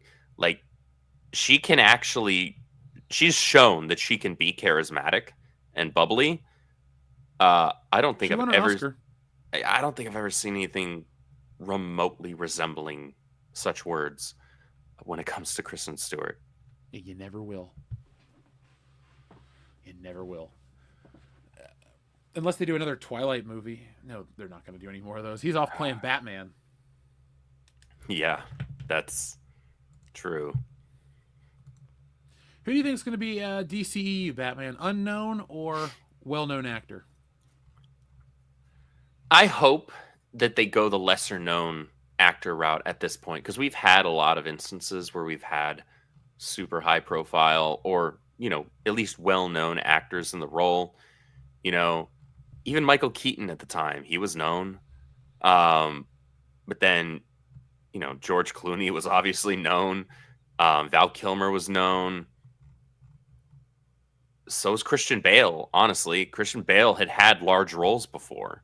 Oh yeah, American Psycho. Yeah, Great. This obviously, Batman was the largest grossing role he had ever been in for sure. But it's not like he was some new face or had only been in, indie projects or something like that, right? He was in Newsies, and that was a Disney movie. Yeah. And then obviously Ben Affleck, and everybody knows who Ben Affleck is, right? So at this point, I say pick somebody who is lesser known. Obviously, they still need to have some acting chops. Pick somebody who's lesser known, who looks the part, and then go with that. Because the guy that got, what was it, David Cornsweet? Like, he looks the part. I'm not sold on the suit yet. We'll see how it looks in post. But like, he hasn't been in a ton of things, and he's also not some super high profile actor either. I like the idea, since we just had kind of like, I don't want to say a complete all-star cast when it came to the prior DCEU, with Affleck and Cavill, and such a wasted cast. Those were all wasted castings, really, the whole trinity. And Gal Gadot, like, she wasn't a new face either. She'd been in a ton of stuff. So just start, if we're starting with a clean slate, you may as well give actors who haven't been in a ton of stuff, haven't been super high profile, give them a shot at like building up upon this. Is the way I see it. I just want Batman to be a 30-something-year-old guy who looks the part, square jaw, can act, right size. Like Batman, the thing is with comic books, they need to look like the characters. This whole, I'm gonna get so and so to play it. It's like, no, we don't. We're out of the whole subversive casting choices. Like, I get it. It worked for Michael Keaton. It worked for Heath Ledger. But I love how everyone would be like, you can't judge a Joker. Look at Heath Ledger. All right, we tried to judge a Joker with Jared Leto, and look what we got. Dog shit. So now you can judge a Joker. You can judge a stupid casting choice. Some are inspired. Some are, well, some should be retired. We'll put it like that. I won't use the other R word. So we're trying to be kind around the holiday season here, folks. We are world class after all. But I was just wondering, because there's all this talk about Superman. There's supposed to be a trailer dropping on the 18th. I hear all these rumors like everybody else. I want it to be good, but I'm not going to be counting down the days. No matter how good that trailer is, I'm not going to be going, oh man, it's only 314 days till Superman's out. It'll just be like, all right, that's a cool trailer. Well, I'll see it in the summer, I guess. I hope that the trailer really does get me hyped, and I hope that it kind of instills that level of hope and inspiration that makes me look forward to the movie. Because right now I'm still just kind of like, show me, right? Show me something. Right now we don't have anything to really go off of to make me feel hyped. Anybody that's like hyped just because they saw him in the suit on set, or saw that, whatever it was, a handful of months ago when they posted that image where he was putting on his boot or whatever. Like, I don't know how that's enough to get you hyped. Maybe you're easily excited. Okay, fair enough. More power to you. But I need a little bit more than that to be willing to put some faith forward when it comes to a DC live action film at this point. I think I have plenty of reason for that, considering the last one that I watched was The Flash. So, I think the last one I watched was Blue Beetle. I skipped that one too. Oh, I did see Aquaman too. I don't think Blue Beetle was bad at all. I heard it was fine. I just didn't care. I heard it was fine as a movie. It's Mexican Iron Man. Yeah. I know we have a friend, Mexican Iron Man, but I was gonna say it's Mike. Yeah, he's Jaime Reyes. No, I thought that movie was the only one that kind of suffered because it wasn't. It had a decent lead, and I thought the family was pretty endearing. So, yeah, just nobody was asking for that film, so nobody went and saw it. Now, speaking of a film that I personally wasn't asking for, but I'm surprised we're getting it now, 28 years later, Are you excited? I saw the trailer for that earlier this afternoon, and I was like, okay, so that was a really well done edit. That trailer, I felt like the trailer was cut together very well, to where I was like, yeah, I'll check it out. I'm not like hyped for it, but I was like, all right, you got me intrigued. Yeah, I hope it's good. I like the other one. Honestly, I don't remember 28 Weeks Later. Sorry. I don't think I've seen 28 Weeks Later. I think I've only seen the first one. But I like Cillian Murphy. I like zombie movies. Mm-hmm. I like different types of zombie movies. And I hope that we can kind of recapture the brand, not even the brand, but we can recapture the zombie genre, because The Walking Dead milked it to death, no pun intended. Ugh. It really ruined not just its show and the comic book, it just ruined zombies for everybody, because they were all boring shows. They made it just a stupid soap opera with zombies. It's freaking Days of Our Zombies. That's what it is. Or Days of Our Lives, but replace the S in days and the S in lives with Z's. Like, that's all it is. Speaking of Z's, World War Z, that came and went. Did you see I actually like that movie. I'm probably one of the I'm one of the 12 people. I'm one of the 12 people I think that liked that movie. I heard that the game is a ton of fun, and I heard that the book is a lot better. I think I actually have the book on Audible, don't I? Maybe I do. I don't know. I have a ton of books on Audible, but Same here. That's neither here nor there. I really actually enjoyed that movie, and it's one of my favorite zombie movies. I just, again, like, sheer ignorance. I haven't read the book. I've just been told that the book is a billion times better, which is usually the case. So, like, that's meant to be some big surprise, right? Because, shoot, the books for Jurassic Park and Lost World are a million times better than the movies. That includes the first one. And the first one is a timeless classic. It's got great music, too. Oh, gosh, yeah, it does. Now I'm thinking about it. When I used to go to Universal Studios regularly, when you would ride the escalator down, it would go do do do do. I'm like, cool. Here we go. That's awesome. It's not even my favorite movie from Spielberg at all. I didn't see it until it was 20 years old. I was late to the party. But really? Yeah. But you never hear me say an unkind word about it. No. It just I was late to the party. That was the first live action film I ever saw. I was like 5 years old. My mom didn't want me to watch it, but my dad, my uncle, and my grandpa were like, he'll be fine. It's dinosaurs. He's a boy. Yeah. Dinosaurs are cool, man. They still are cool. I don't like every Jurassic Park movie. I don't like the last one. I thought it was pretty shitty, actually. I like all of them except for number 3, but I can still recite number 3 front to back. Why have you watched it so much? Because when I was younger, I didn't own a lot of movies, but I had the DVD trilogy set of Jurassic Park. I don't know if you remember this box set that they had, but it was like a shiny metallic slipcase that had all the films in it, each one on DVD. Yeah, so I had that, and I would just like almost weekly like watch all of them. So I have all 3 of those first films memorized. Like I could just recite them along with the film as I'm watching. I can quote so many different movies. Like the second Austin Powers is one I can sit and quote. I didn't realize I watched that movie 150 times as a kid, but I wore that tape out. I loved that movie. Then I got it on DVD. I mean, I still got the disc somewhere, but I loved that movie too on that format. I am sorry, Melon Husk, that all your discs were pawned. Oh, yeah. That's freaking rough. That's what the hell? To a war crime around these parts. That is. Who the hell does that? Well, according to Melon Husk in the chat, his ex. So that's messed up. Yeah, I'd be like, well, I'm sorry, I pawned all your jewelry and I sold your dog to a kid down the street who will take good care of it. Sorry. Jeez. And I lost your car. Sorry. Like I would have to escalate. It's like, you took my movies. I'm gonna inconvenience you to the end of time. That's all I'm gonna say. Fair enough.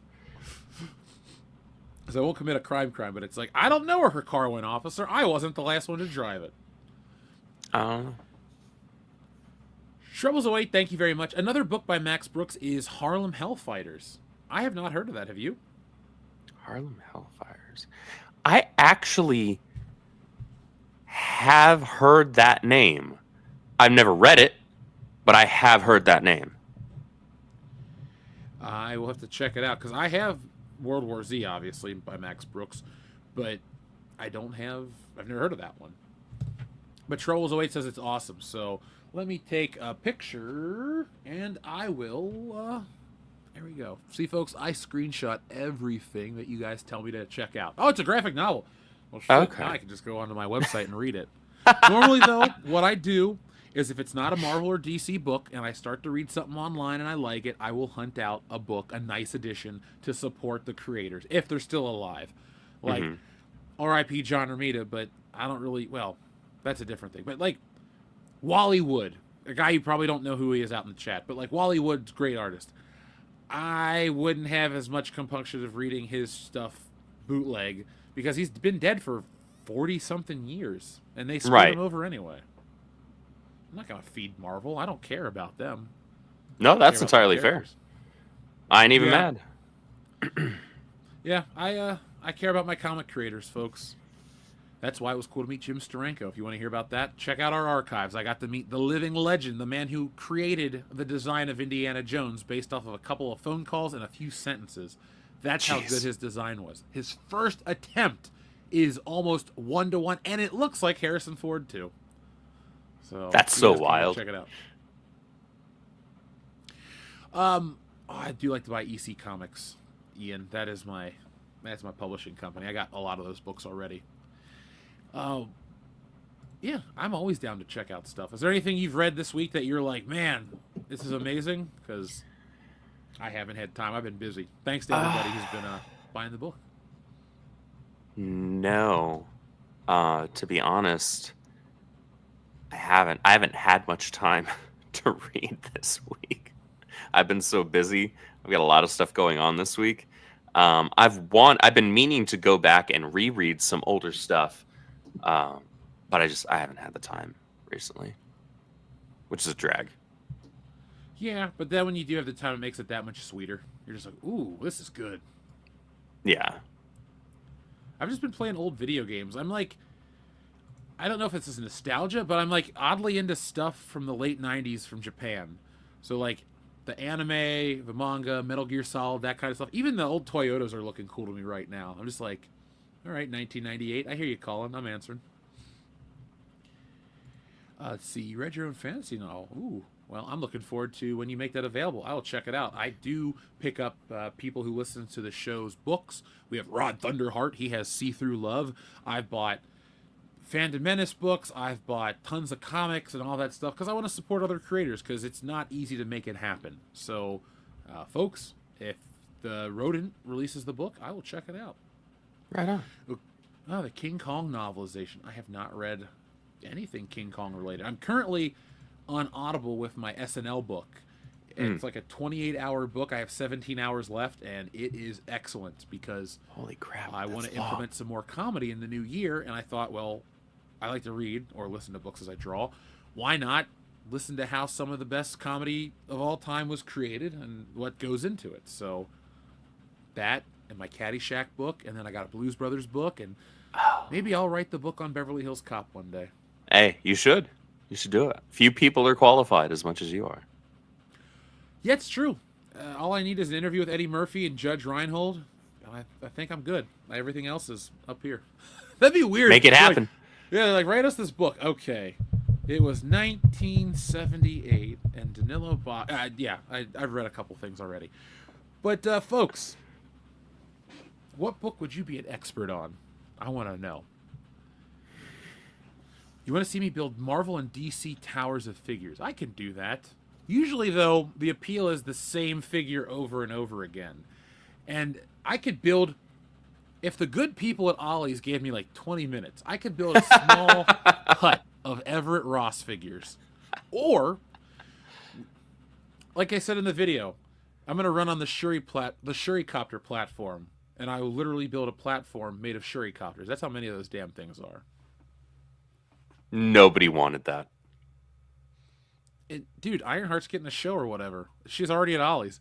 That mask that was like $30 is $5. It makes sounds and shit, but it's $5. That's crazy.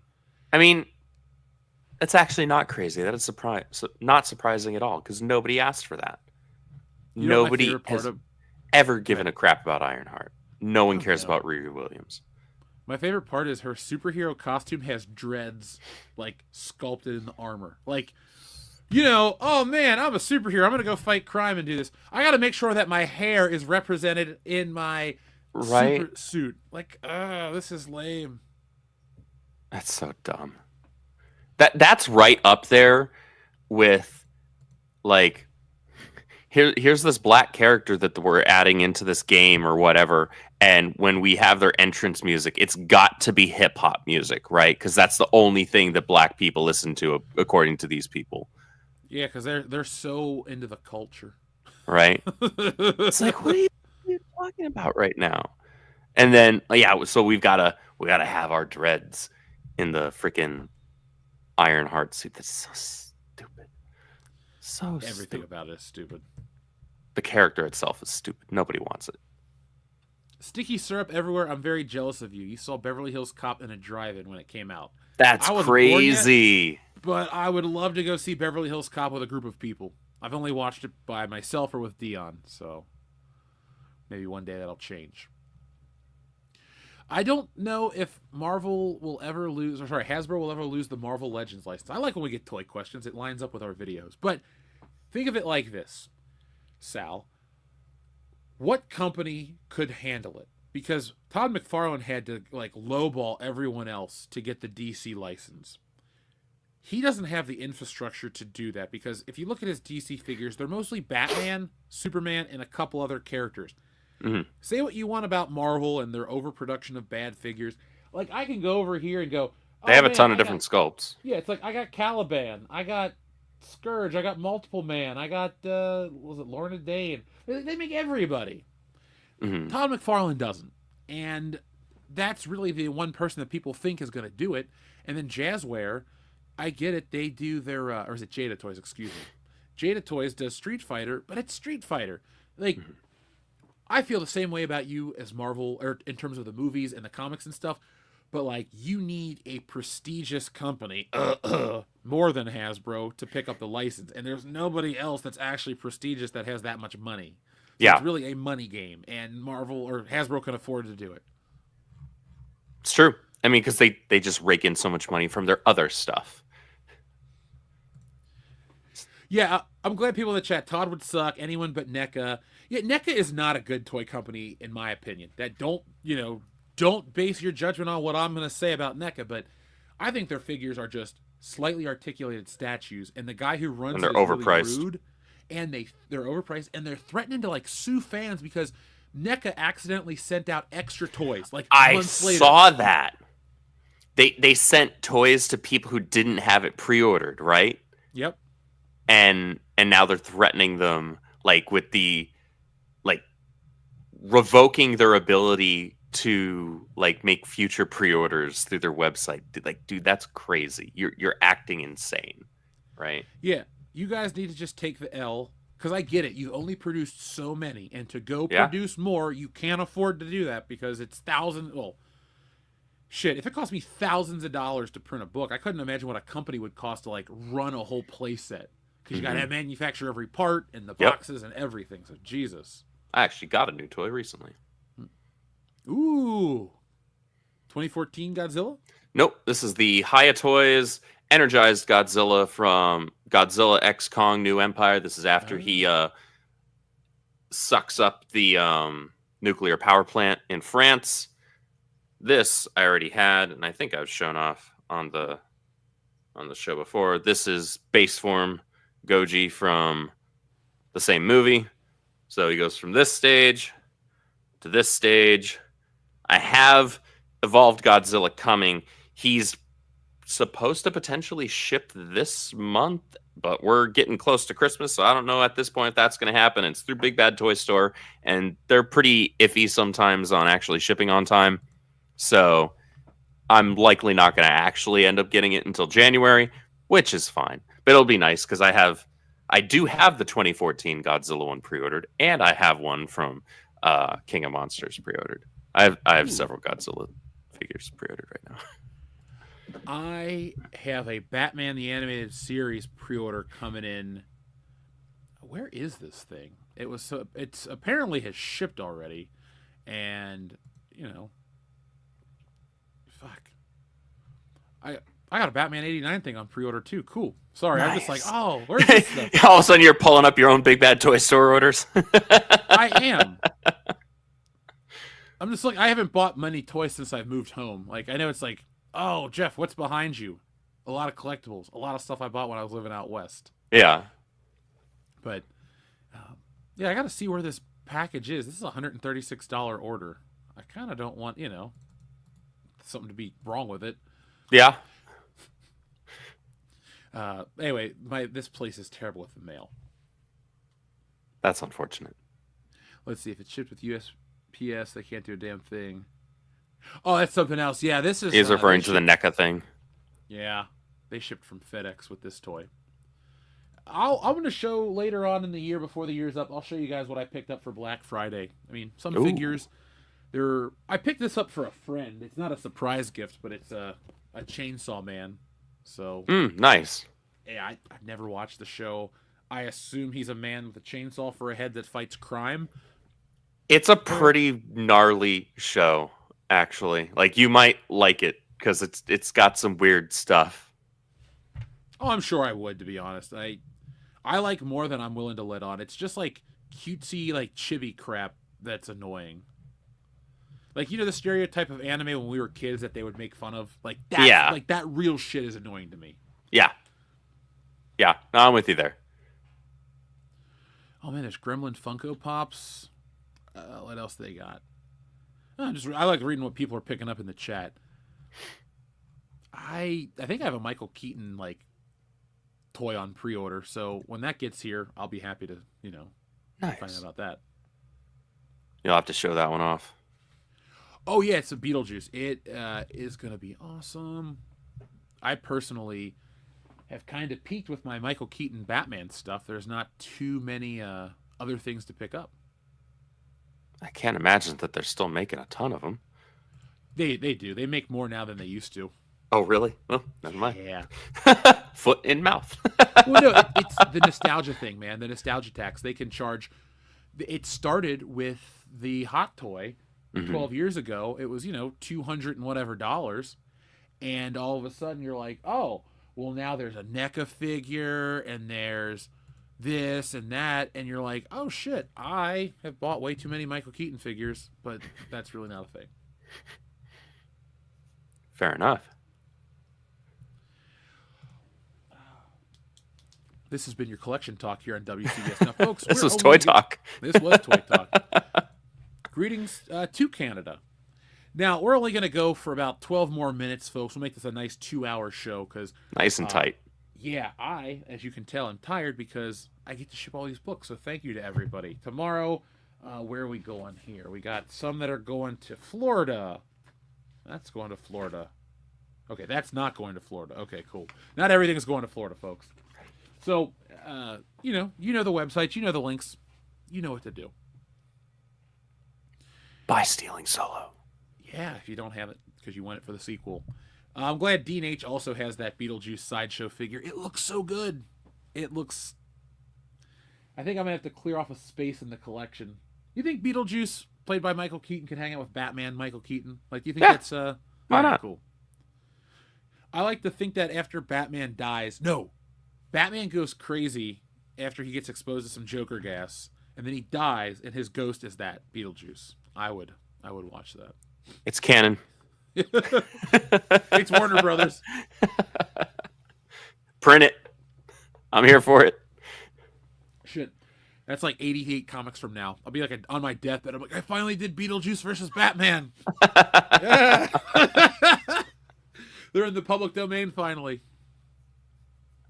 Oh gosh, yeah, that's going to be a while before that happens. James Bond will be there in 11 years. I'm already mapping out my story. I was about to say, so we're gonna get a Jeff Hicks James Bond original, right? Damn right. I've already thought about it. I'm like, okay, so it's going to be Casino Royale Bond. So that means no Walther, PPK, no Aston Martin, stuff like that that's too similar to the movie. Right. But I can use the Beretta. I can use classic James Bond. And I can tell some bitchin' stories. I'm even going to set it in the past. Yeah, it's going to be very classic action adventure. Yeah. And if that whole public domain thing rolls over into comic book stuff, I am probably going to just do it as a comic. Nice. How bizarre is that going to be in the future if it's public domain? I can legally make my own James Bond comics and sell them. That's fucking cool. It's true. That'll be pretty awesome. Yeah, that's like a back burner project. I mean, we're deep into other stuff. You got to give us Stealing Solo 3 first. Yeah, the other day when I was writing the dialogue for number 2, I was like, hold on, this is how 3 is going to go. And I started writing it down. You were getting ideas for future entries. I know how that is. Well, it's a definitive end. It's a trilogy. And I was talking to my mom about it. I was telling her, like, thematically what the book is about. She's like, oh, that's really cool. So, like, I can't wait for you to read it because I don't want to spoil it for you. But I'm excited for it. I'm excited for it to, not like that I don't like to do the work, but I'm excited for it to be done so that story is out there for everybody. Because that is going to be, that's like my story. There's not anything, there's a million and one this and that, but like, that's kind of our thing. And so, and then what you just need to do, video. and then what you just need to do after Stealing Solo 3 has been out for a little bit, then you do a compilation, a nice hardcover, collected edition that's the whole trilogy, the whole story in one volume. And it's designed to look like the original Laserdisc box set that I've already mapped out in my head. It's going to be black hardback with silver foil. It's going to be called Stealing Solo, the trilogy. You're way ahead of me then. The other week, I was like, when I wrote started writing the third book down, I was like, this box this is going to be the coolest edition ever. So... yeah, it's many years away, folks. Yeah. That'd be cool, though. It's like, yeah, you want to get in? Read the hardback edition. That is the premiere, We'll get it on, what do they print graduation diplomas on? Was it lambskin? I don't remember. I'm going to get my book printed on that. Jeez. Okay. So this is going to be a $500 volume, ladies and gentlemen. Yeah, it'll be $500 and 150 something pages. Yeah, of course. That's exactly. No, maybe I'll get one printed for myself. There you go. A one of one. Yeah, I down the road, and I'm not gonna do this to like sell, but I might if I find a printer. I'd like to get a Stealing Solo printed this big, or like a Woke Busters this big, because that would look really cool. Like, with a gold foil Woke Busters logo on the front. What you should do is, even if it's only for your damn self, do a freaking artist's edition. Like we have for the Jim Lee and Michael Turner books that we have. Oh God, I got so many of those. Todd McFarlane and all of that. Like that, I think that'd be cool.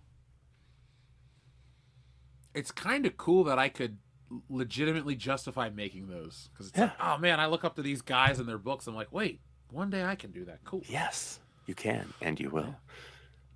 Dude, next year I will be having fun at all the cons I got signed up for. So, folks, find me at the Lexington Toy Show.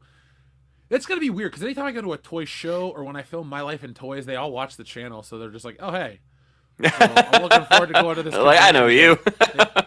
It's great, man. People are nice. It's funny how some people are like, fans are terrible. Not ours, not mine. It's nice. I'm not saying it because people are here. It's like, I go to these shows. Like Overkill 161 came and hung out with me at a show. We had a fun time. Laser Pants, the guys from the 3POA show. I know him. Like, all these people are cool to hang out with. So, folks, come hang out with us at cons. And if you're down, you can come to dinner with us. We usually do Suit Saturday. We go get some steaks and some drinks. And we even went to a cigar bar last time. Dr. Coffin Nails was there. He knows what's up. So, be world class with us. Come hang out and, I don't know, have fun.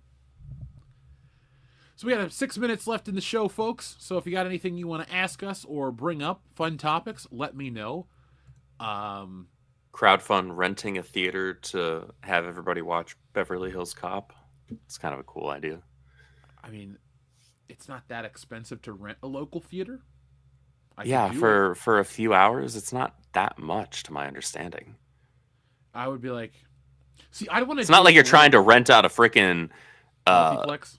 Yeah, or like When the Stealing Solo movie comes out, I'm going to rent the entire AMC. I'll have the production company be like, look, I'm sorry, you're not going to get to watch Clear and Present Danger 4. You have to watch Stealing Solo with Harrison Ford. Everyone's going to be like, oh, okay, sure. And they're like, oh, it's that movie where he gets kidnapped by Star Wars fans. Cool. But see, if I was just doing like I'm going to rent out a theater for Beverly Hills Cop, I'm like, all right, well, I got to get concessions for everybody because you can't watch movies without popcorn. At least not with me. So we're going to have popcorn and soda or pop here. All kinds of shit. This is the way. This is the way. In the chat, we're being asked about our essential Christmas movies and our prep list. On Saturday, I watched Christmas Story, Christmas Vacation, and Lethal Weapon. Those were 3 Christmas movies I watched this weekend. Musts for me: White Christmas, Jingle All the Way, Yeah. How the Grinch Stole Christmas with Jim Carrey, Charlie Brown Christmas, A Christmas Carol, the one with Patrick Stewart. Oh, yeah. And as bonuses, or not as bonuses, Miracle on 34th Street, the original, It's a Wonderful Life, and then as bonuses, the original cartoon animated version of The Grinch.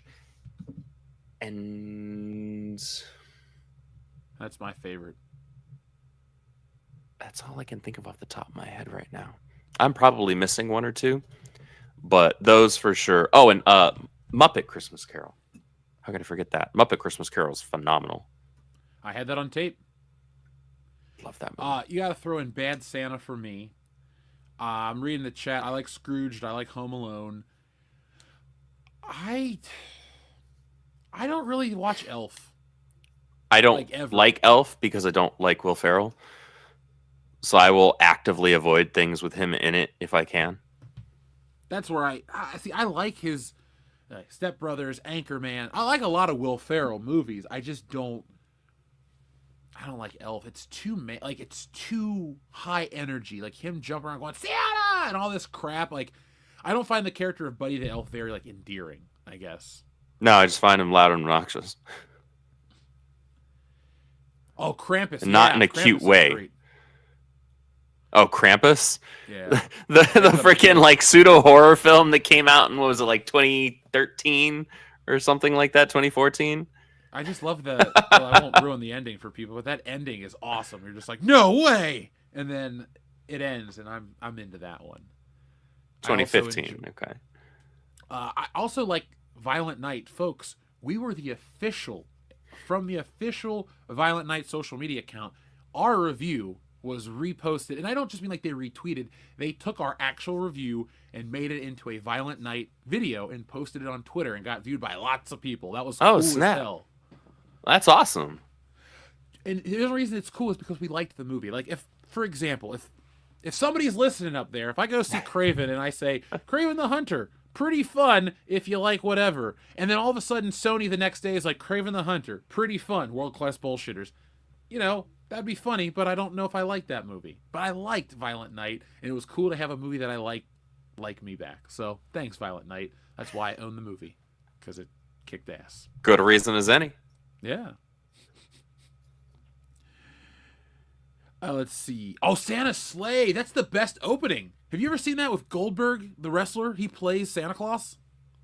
Mm-mm. Dude, he comes down the chimney at this family dinner, and the family dinner is full of famous people. It's like James Caan, Fran Drescher, Chris Kattan, but that's, stretching the fame a little bit. But long story short, he kills everybody. Oh, snap. It's awesome. I think he shoves a turkey down James Caan's throat. He burns Fran Drescher. He stabs Chris Kattan's hands to the table and then beats him up. He gets everybody. And then he leaves. And then the movie starts proper. That's just the opening. They like blew their whole budget on Santa Claus killing a bunch of Z-list famous people and James Caan. What the hell? Not not even looping him in with that. He was in The Godfather. There's respect. That's fair. That's fair. That's funny. Well, folks, we have hit our 2-hour mark. So we're going to get out of here. Andrew, is there anything you want to say before we come back next week? Guys, check out Bloodruth. That campaign is live right now, or campaign collection, same difference. That's live right now. It's our first horror graphic novel over at the Rippaverse, so please give that a look. Beautiful art, great story, cool theming, and definitely also check out the art. We talked a lot about like art books and things like that tonight. Check out the art of Will Conrad that we just put live over on the website as well. Nice. Aside from that, check out my comic book podcast. It's every Thursday night at 6 p.m., usually 6 to 8, 8:30 is what we try to shoot for. Usually ends up closer to 9 because we have the same problem. We just start talking and we don't stop talking. That's why you're doing a podcast. Because people want to listen. It just happens that way. But yeah, thank you everybody for hanging out with us, being so supportive in the chat. As always, y'all are the best. Make sure Jeff is almost out of stealing Solo. Oh yeah, and don't forget Tits and Art because you like boobs, and more women buy this book than dudes. It's funny, even on the website, all the Tits and Art purchases outside of 2 have been to women. So it's like, all right, that's ladies, hilarious. you clearly watch the videos and you like this. That's amazing. Hey, thank you. But folks, I'll be back on Thursday. I have a lot of like back end stuff to do with shipping because I guaranteed people Christmas. Like, look, if you bought your book now, it'll be in the post office in 12 hours. So, you know, if you're worried about it, we'll get it to you. Only the post office can slow it down, but they're in Christmas rush and they can guarantee, I think, up to the 12th. But honestly, if you bought it through like the 15th, it'll still get there. So, folks, thank you for watching. I'll be back next time with more. We'll be back next time with more. But until then, be smart, be safe, be cool, but always be excellent to each other. But how the world turns. One day cock of the walk, next to feather dust. Play something Tun-Tun, something tragic.